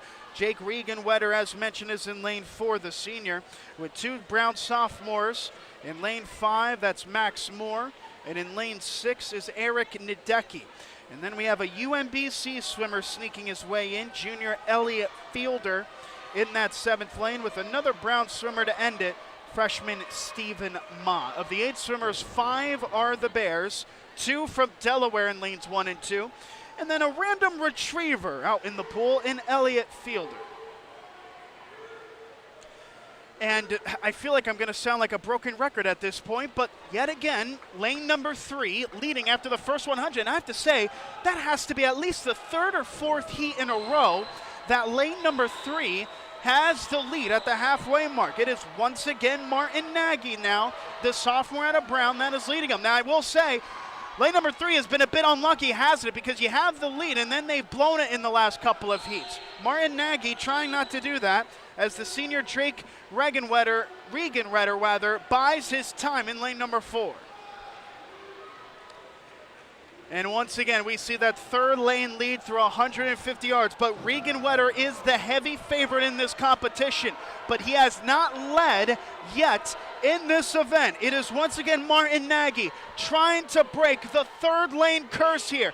Nagy out of the pool first, and they're going to be neck and neck again. Can someone in lane 3 hold on for the wire-to-wire win? He's doing very well, Martin Nagy, in doing it, and Nagy will clinch it with a 157-2.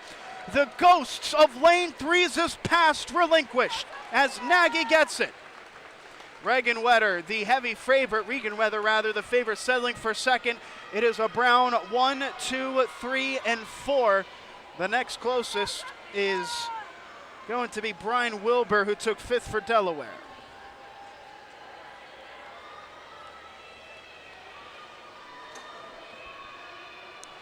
Something about that third lane as of now, it seems. And this time they're able to get a win the show for it, with sophomore out of Brown, Martin Nagy, clinching what will be the 200-yard breaststroke title.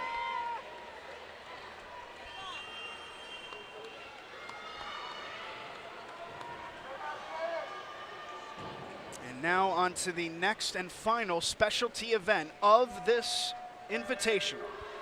It is the women's 200-yard butterfly competition. Lanes 1 through 8 being used for this one. Jocelyn Halsey, a freshman out of Bucknell, is in lane number 1. Lane 2, a freshman out of Seton Hall, Hannah Prunk. In 3, Ginny Thorson. She is a sophomore out of Davidson. Lane number 4, Eli Spera, a freshman from Delaware.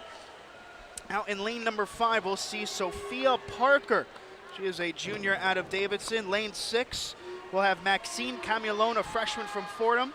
Bucknell freshman Emma Briganti is in lane number 7, with Molly Curran in lane 8, a junior out of UMBC, rounding out the field in the C-seeded final, heat 1 of 3 in the women's 200-yard butterfly competition. They already close into the back line in lane 4, Eli Spera. And we have seen and said her name already, of course, today. Spera competed in the mile event, the women's 1650, with Spera having a very competitive time in that event. She'll have to focus up, get the stamina back, and all of a sudden she's only gone on now and led the line here past 100-yard swam. The Delaware freshman in Spera in lane number 4, and then they're almost 3 abreast in the middle lanes between Ginny Thorson, Sophia Parker, and Maxine Camulone for second position. It's Camulone from Parker from Thorson for second, but Spera maintaining her spot in first by almost 2 seconds going into the final 50. The crowd very much enjoying this from Eli Spera. She had only gone on and swam a mile about 30 minutes or so, maybe not 30, but maybe 45 minutes or so ago, and Spera is going to go from the mile to the C-seeded victory in the 200-yard butterfly, soaring for the win. And a close battle now for second as Camulone holds on from Thorson, from Parker, and that will round it out as Prunk got it for Seton Hall to clinch it off.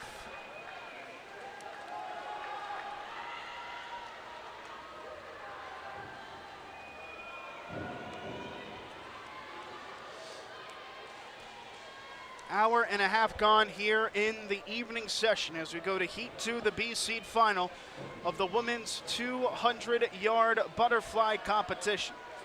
This is another event that is going to be headlined by a star in Victoria Novinsky, but points very valuable for the teams and the individuals as we get set for this B-seed final.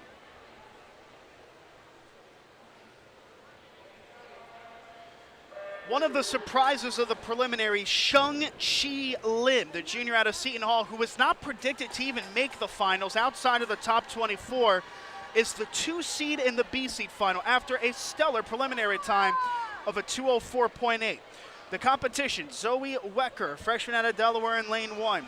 Tessa Feld is in lane 2, a freshman out of Bucknell, with Ella Montgomery, a freshman from Fordham, in lane 3. Erin Richards, a freshman also of Delaware, is in 4. The aforementioned Lim, the junior out of Seton Hall, in lane 5. Alice Marini, the graduate student out of UNBC, is in 6. Torin McGillis, sophomore from Delaware, is in 7. Nora Ratmeyer rounding it out for Davidson, the junior, in lane number 8. The big storyline out of the prelims for this event, at least, was the emergence of Shung-Chi Lim. She is one of 4 swimmers that will be simultaneous to the wall going to the halfway mark. It's Richards from Lim, from Marini, from Montgomery in the top 4. Then it's McGillis, Wecker, Ratmeyer, and Feld, the top 8. All 8 swimmers in the midst of this one, but the 4 in the middle have set the pace. They're looking for any sort of separation, and now in lane 4, Erin Richards, the freshman blue hen swimmer, trying to create some, but down in lane 3, Ella Montgomery preventing much of any of the sort as they come to the final. Richard turns from Montgomery, from Lim, from Marini. Those four really pushing themselves in those middle lanes, and they're getting the crowd into it as well. Some stellar competition in the middle of the pool, and it is still Richards ever so slightly who will pop out of the water furthest. It's still Richards holding on to that narrow margin. In lane 3, Ella Montgomery off Fordham trying to make the push. The two freshmen are neck and neck now. Montgomery slightly pushing forward, but Richards holds on. Richards with a 2:02.7. Just 0.2 of a second quicker than Montgomery for first, who is 0.3 quicker on the final lap. Marini in third, Lim in fourth, and all the way up in lane 8, Rampmeyer rounding out the top 5.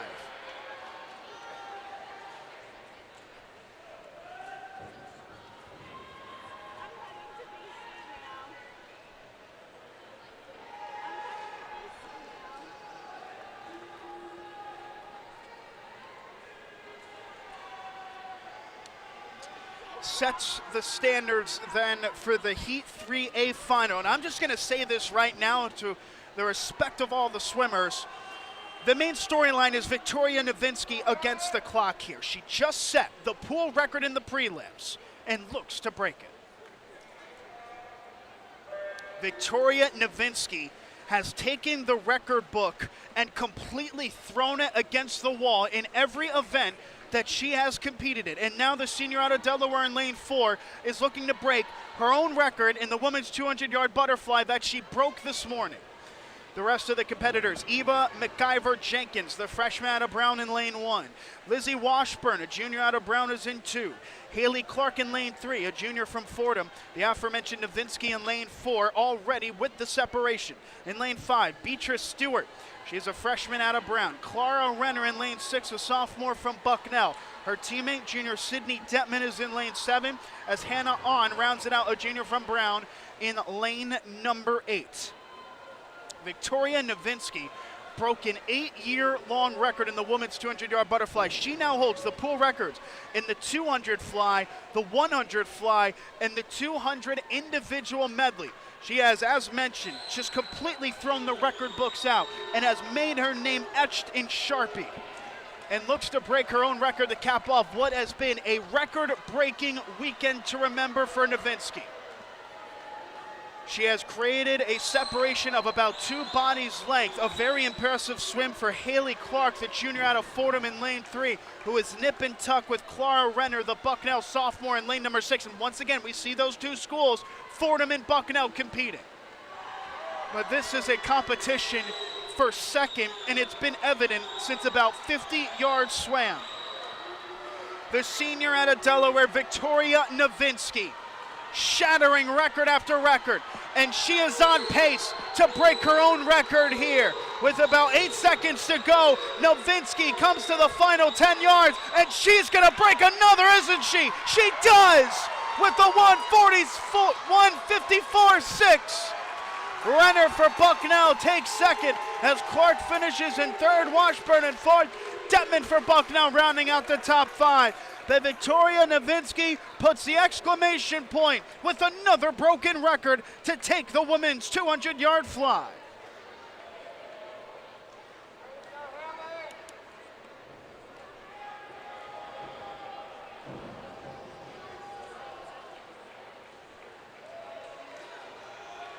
This event and this invitational will be highlighted first on the presses by Victoria Novinsky and what she has been able to do from the start of this competition all the way to the end of it. Just absolutely stellar and absolutely separating herself from the pack time and time again. You do not see dominance through a majority of events often like you have seen this weekend.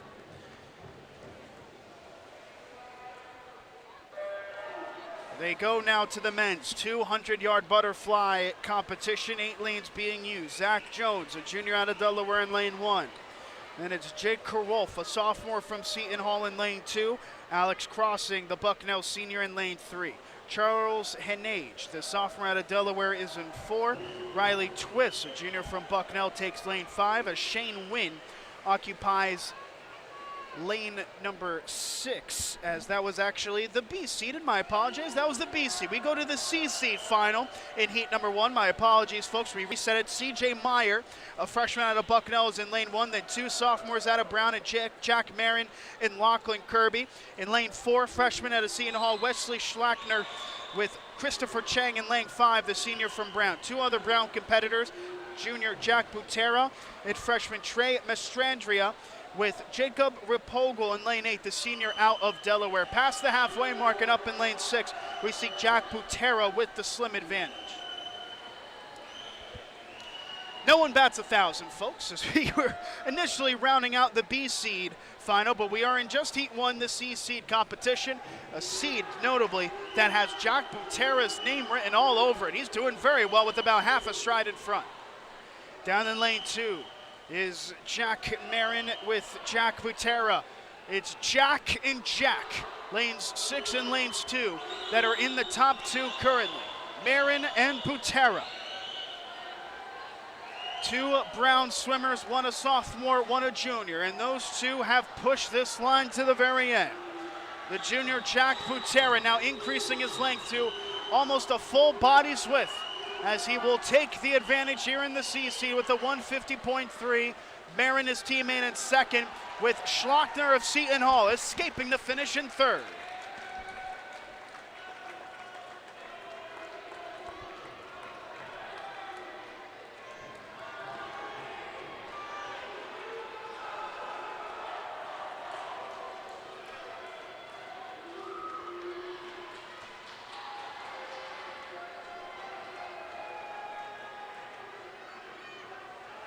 Currently refreshing now to see some of the updates for the men, as Brown will take the victory. Question is, how much are they going to win by? They might even double the next competition. Brown with over 1,600 points. The next closest is Delaware with 976. There is that very close tie between UMBC and Seton Hall. UMBC, as of now, have themselves narrowly ahead with 849 points, only 8.5 points ahead of Seton Hall. Now, well, we started mentioning it, but now we'll confirm the Heat 2 B seed final in the men's 200-yard butterfly competition. In lanes 1 through 8, hello again, Zach Jones, the junior out of Davidson. Jake Karolf, the sophomore out of Seton Hall, takes lane 2. Alex Crossing, a senior out of Bucknell, in lane number 3, with Charles Henage, the sophomore from Delaware, in lane 4. Riley Twiss, a Bucknell junior, in lane number 5. His teammate, senior Shane Wynn, is in lane 6. Dylan Smolders, a senior out of Delaware, is in lane number 7, with Jackson Bubar, a freshman out of Davidson, up in lane number 8. Good pace from Jake Karolf, the sophomore out of Seton Hall, down in lane number 2. On my view, on that back wall through 75 swam, he looked to be in the advantage. We'll see the timing sheets after 100 yards, and it is Karolf in first, with Zach Jones down in lane number 1, not far behind. Jones and Karolf in lanes 1 and 2, putting on a real show onto that near side. Davidson and Seton Hall both stuck in that area of uncertainty in 4th and 5th place in the ranking. Seton Hall decisively in front. Davidson as a team looking to scrap on back. They could try to get some reprieve with Jones in lane number 1, who is in 2nd place. Should be noted, though, Dylan Smolders, a Delaware senior, has now taken 1st place all the way up in lane number 7. And now a push coming for Riley Twiss of Bucknell. We haven't heard much from the Bucknell swimmers in the middle lanes. Twiss, though, is trying to change that, and he might just have the best push as they come to about 10 yards away. There are 4 abreast now coming to the line. Zach Jones has some good pace down in lane number 1, and Jones gets the win. Oh, Zach Jones of Davidson, the freshman, with a stellar final 25 yards, manages to get the victory in the B-seeded final. Excellent excitement and excellent drama. And it's Zach Jones all the way up in lane number 1 for the first victory by a lane 1 swimmer here in this evening session.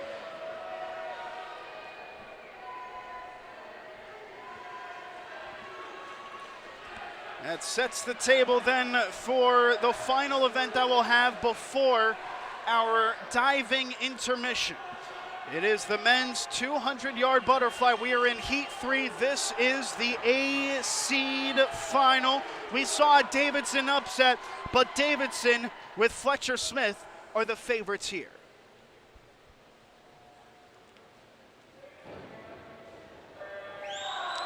Lanes 1 through 8 use. Max Moena Jr. out of Delaware in the first lane. Robbie Vata, sophomore from Davidson, in lane number 2. Zachary McLeod, a freshman from Seton Hall, in lane 3. Fletcher Smith, senior from Davidson, in lane 4. Matthew Purcell, a Brown Jr., is in lane number 5. His teammate, sophomore James Kershaw, occupies lane number 6. Jason Kellerman, a freshman from Bucknell, is in lane number 7. Will D'Orazio, a freshman from Delaware, rounding it out up in lane number 8. Fletcher Smith is the favorite. He was a second quicker than the rest of the field in the preliminaries. The closest Brown swimmer, Matthew Purcell, the junior, who came in as the number 1 seed, but Fletcher Smith has shown a different level of pace, and he has himself ahead, and he was almost a second quicker on that last lap from the rest of the field. He is putting it all out there here in the 200-yard butterfly final. Down in lane number 2, Robbie Vata, also of Davidson, has done well to keep up. In fact, Vata might actually be in second place coming into the final 50, and he is. Kershaw from Brown is in lane number 3. But it is Fletcher Smith versus the rest of the pack here. Fletcher Smith continuing to swim and thrust himself upward into the heavens from the pool. And back down he goes. He keeps his stead. There's an excellent push though up in lane number 6. But this all remains to Fletcher Smith getting to the line first and getting the victory with a 146.9. Kershaw snatching second away with a 148.1, and Vata rounding out the top 3 with a 148.7. Fletcher Smith, wire to wire, the victor there. And with that excellent level of excitement that we see, we will slow it up and take an intermission here in the swimming pool as Fletcher Smith took the victory in the men's 200-yard butterfly. When we return in about 20 to 30 minutes time after the men's 3-meter diving competition, we will end this evening and this weekend's festivities with the women's and the men's 400-yard freestyle relay. That's coming up next live on YouTube. You're tuned in to the Bucknell Invitational.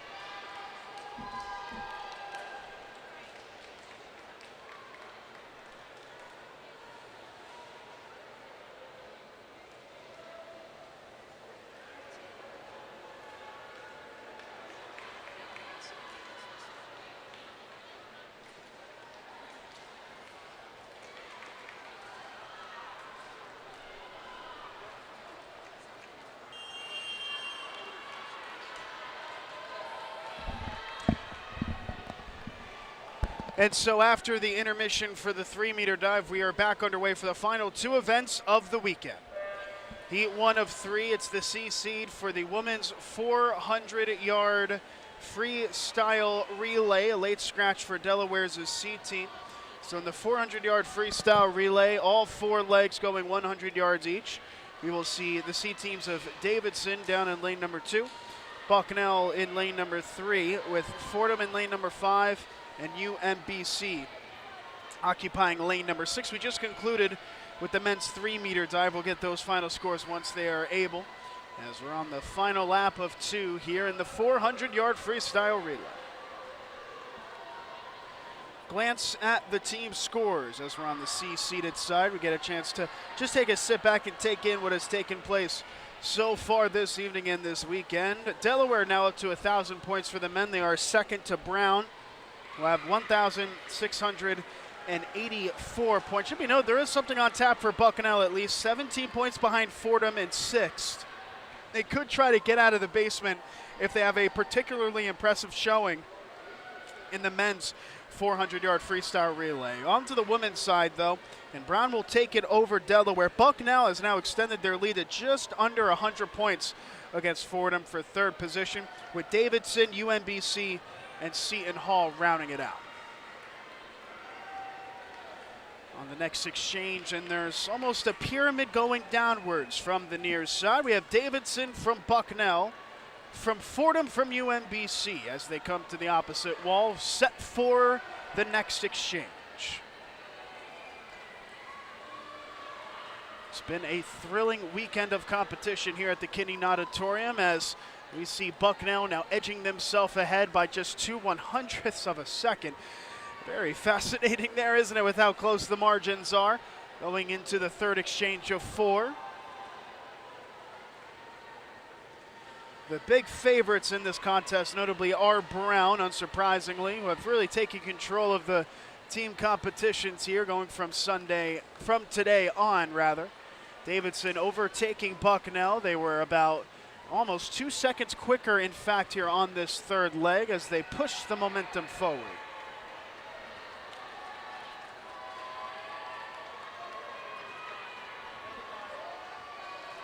And now Bucknell falling towards the rest of the pack a little bit in the 5th lane. Fordham with UMBC right behind. Fordham might have just overtaken Bucknell going into the final exchange. Davidson emphatically ahead from Fordham, from Bucknell, from UMBC on the final leg. And the rest of the pack trying to catch up to where Davidson is in that lower 2nd lane. Delaware was that late scratch in lane number 4, but the other 4 schools competing here on the C side. And now Bucknell all of a sudden with the competition for 2nd as Fordham overtakes them going into the final 50 yards. The fastest swimmer on that leg, though, was UMBC, who is in last place, as the anchor leg swimmer tries to find their get back here in this one, only by about 0.3 of a second, a long way to go. And there is some short distance left in lane number 2 for Davidson. The C team, who is not seeded with a number, will be seeded number 1 in the Heat 1 championship with a 3:31.3. Fordham will hold off Bucknell as UMBC rounds it out. Davidson led from about the 2nd exchange on in that competition and wound up putting in a pretty impressive time as a result. Should be noted, Browns' A seed are the number 1 seed. The 2nd seed, Browns' B team with a 3:24 flat, 7 seconds slower than the A team, but still enough for quite emphatically 1st here in Heat 2 of 3 in the women's 400-yard freestyle relay.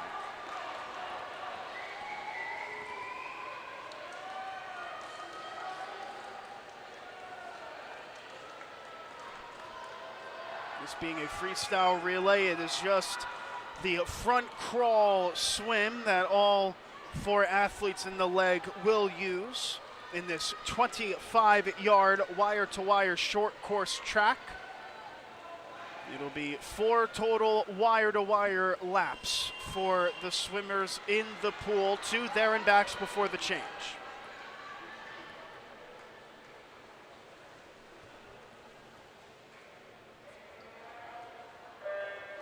Now all 7 schools involved here for the B seed final. Seton Hall is down in lane number 1 despite having the best start, it seems. Bucknell, the hometown Bison, will be in lane number 2. UMBC is in lane number 3 with Brown the favorites in lane number 4. Delaware, though, has the early advantage through 50 yards of 400. The Blue Hens are in lane 5 with Fordham dropping back a bit in lane 6. Davidson keeping their mark in lane number 7. It's the Blue Hens through the first 75 yards or so on the opposite wall in first, it seems, with Brown now far behind. Delaware is the closest B team wise to Brown. Their seeded time just 1.6 seconds slower than the Bears, and on the first exchange they are even Steven, separated by just 4/100ths of a second and 7/10ths behind Bucknell, who had an excellent start as well, and they try to be 3 abreast. The Bison try to make it. See who comes out of the pool in what positioning, and it is still Brown ahead. And you can see just how perilous the swimming is. They are exerting all of their strength and all of their might here, especially in those middle 2 lanes. Now slowing up a bit, going towards that back wall. Brown has overtaken Delaware on the exchange and have slowly and methodically extended it here in the second leg. Some competitive times up top from Fordham and Davidson, though, meanwhile, as they look to catch up to Bucknell in 3rd place. Down in lane number 3, trying to get back into it is UMBC, but it is Brown extending their lead to about a body's length, about a second and change ahead of Delaware in 2nd. Bucknell holding on to 3rd, away from Fordham, away from Davidson.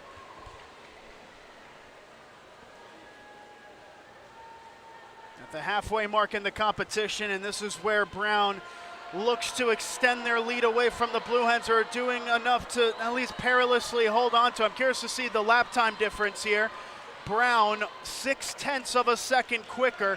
Delaware and Bucknell neck and neck in terms of the lap time, and an excellent lap though from Davidson all the way up in lane 7. They had the 2nd quickest lap time there on the 3rd exchange.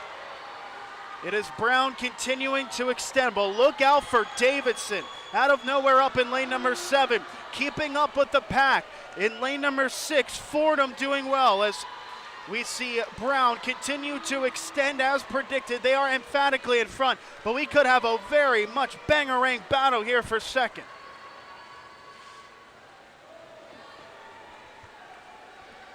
The Bears, decisive and pragmatic all weekend long, will get another emphatic victory, it seems, pending the last 50 yards. Delaware trying to hold off the rest of the pack, and it is a ferocious pack as Fordham is overtaking Bucknell and Davidson is trying to overtake 2. Looking for that 3rd positioning. The top times all under 25 seconds. Bucknell was about a second slower on that previous lap. They need to get busy. Brown is going to take the victory here in the BC. Delaware did very well to keep pace with the Bears, and they will take 2nd. And now a real battle here right at the end, but it will be Fordham with 3rd, Bucknell in 4th, and 5th place belonging to Davidson, who had a stellar time on the far end. UMBC in 6th, and rounding it out, Seton Hall in 7th.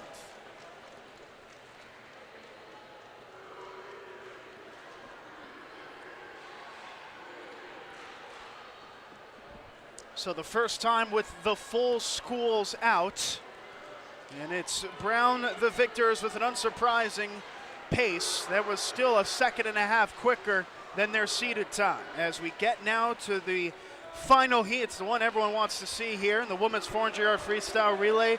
The A seed finals, and Brown are decisive favorites. Don't tell that to the spectators, though, and the fans who are in a ruckus applause. This is the last time we're going to see these all-stars of female swimmers take the pool here at the Bucknell Invitational.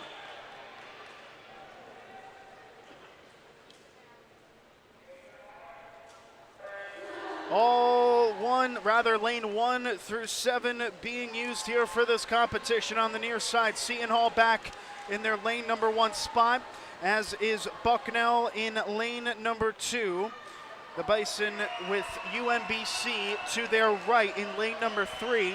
Brown, the heavy favorites by upwards of 8 seconds, is in lane number 4 as Delaware holds their spot in lane number 5. Fordham will be in lane number 6, and Davidson rounding it out in lane 7. Brown extending the lead about 75 yards in to about half a body's length. They have led wire to wire, and they are predicted to lead wire to wire here.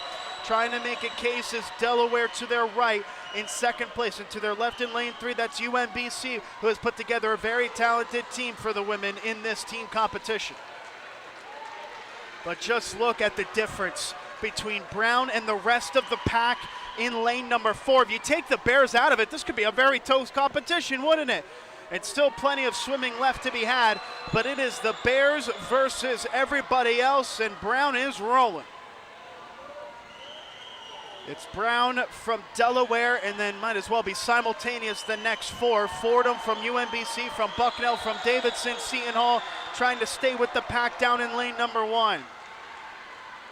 Good time to bring up the pool record. That is 3:18.95, set back in 2017. Brown is a second quicker according to their seeded times. Do we have room for one more one pool record to be broken here in the final women's competition that's seen broken record after broken record? I'm almost a broken record in saying it. Brown racing now against the clock. They want their name etched on the right side record board. But meanwhile, we have a really impressive battle for second place between Delaware and UMBC, and then a third battle with the 6th lane in Fordham in 4th place trying to hold on. Coming in now to the final exchange, Brown extending their lead to about 10 yards and counting. This is just simply an incredible performance by the Bears that are leading it all out onto the pool. On the final exchange, and I tell you what, they're on pace for the record, aren't they? Can they get another one? The women have been dominated in the record books by Delaware, but will Brown have a female team in the record books here at the Kinney Auditorium as well? Delaware and UMBC not far behind, and then all of a sudden, up in lane number 6, Fordham is really making a push for the top 3. This is a very impressive run by Fordham on their anchor leg. But it is still Brown in front. The record in the pool, 3:18.9, and I think the folks want to see it broken. They have 10 seconds left to break it. The entire crowd roaring in approval. Can Brown break another record and solidify the victory here in Lewisburg? It's right at the mark, and they have by 0.8 of a second. And now a real battle for second place as Delaware has it from Fordham, from Bucknell, who came back to take 4th, from UMBC, from Davidson, from Seton Hall. But it's Brown closing out the auditorium, at least with the women, victorious and with a name in the record book too.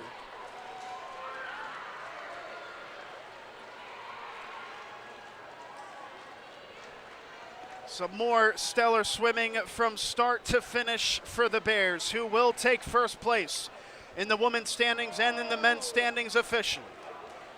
And now we go to the men's side of the men's 400-yard freestyle relay, another competition in which we anticipated Brown to be the favorites, but in fact, it is a very stellar UMBC team that are the favorites instead in this competition. By about a second and a half, UMBC seeded time of a 2:56.4 is in front of Brown's A team with a 2:58.1, and then Delaware's 2:59.5 is in third. 3 A teams in the top 3 seeds. We might have some excellent action here to close out the auditorium.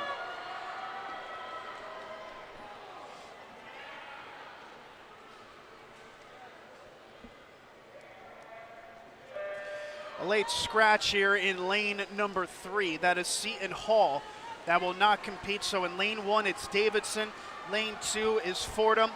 Lane 4 is Delaware with Seton Hall the late scratch. Lane 5 is Brown with UMBC in lane 6. And Bucknell, the hometown Bison, in lane number 7. 17-second underdogs from the C team Delaware.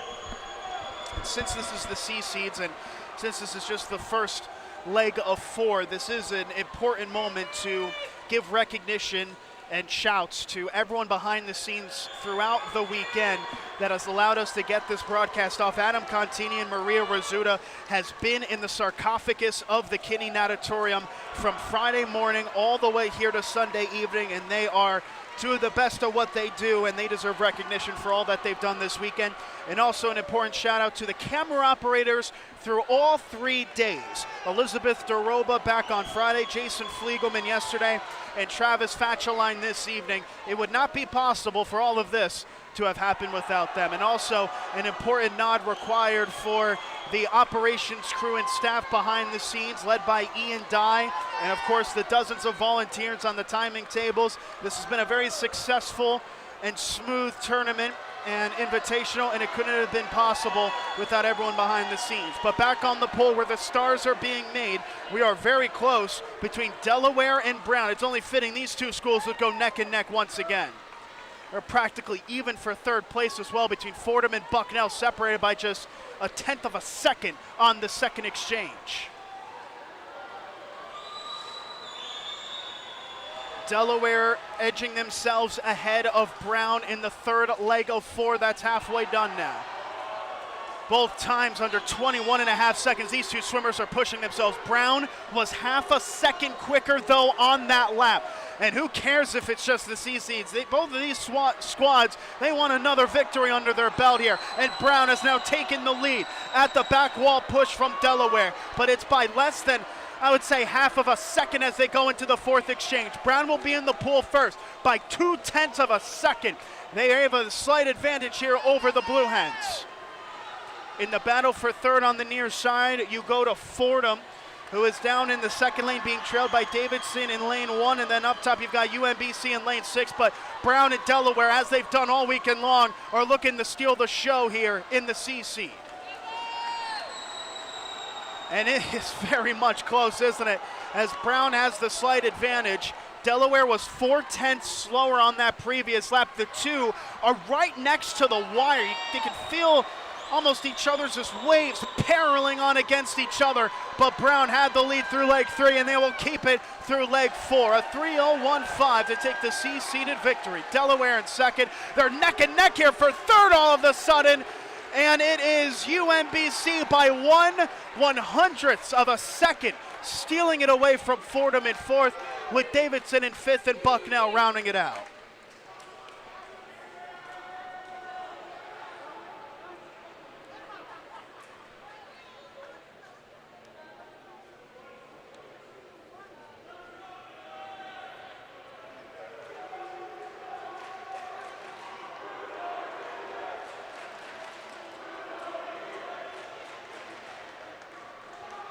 And now to the B seeds we go. All 7 schools expected to partake. Seton Hall was a late scratch, notably in lane number 3. And they are in fact stationed in lane number 6. All 7 schools representing B teams now. In heat 2 of 3 of the men's 400-yard freestyle relay, the C title taken by Brown. What will the B seeds hold? The Davidson first leg swimmer careening himself onto the pad. You saw it on the left side of the screen. Bucknell in the pink swim cap on the near side in lane 1 with Davidson, who has some good verticality, the opening leg swimmer in lane 2. UMBC is in lane number 3 with Delaware in lane 4. They are the favorites on the B seeds. Brown in lane 5. Seton Hall, their first time competing in this event, is in lane 6. Fordham rounding it out in lane number 7. The early advantage belonging to the Retrievers, whose A team is seated highest of the group. And despite their B team only being seated third, they have a narrow margin in front here through the first leg at the first exchange. Brown not far behind them, and down in lane 1, Bucknell putting in a good shift as well in 4th position, just behind Davidson in lane 2.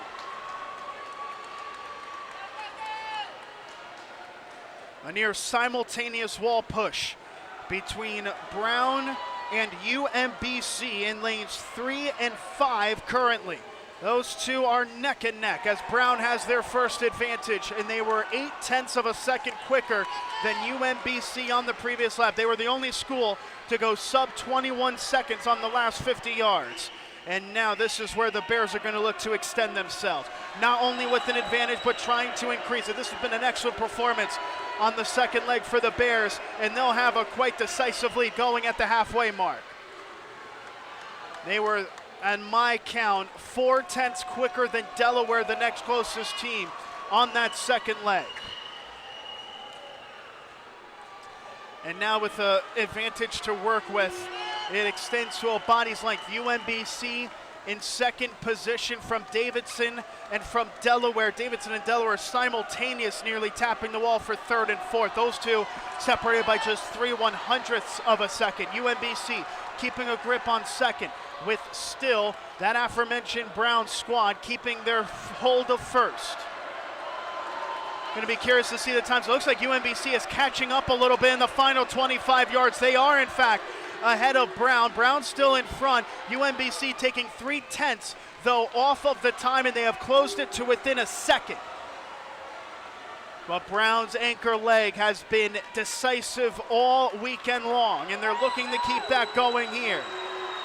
It's going to be with 50 yards to go in the B-seeded final. Brown from UMBC, from Delaware, from Davidson, from Bucknell, from Fordham, from Seton Hall. Bucknell putting in an impressive shift here with their B team, and UMBC trying to do their best to claw back.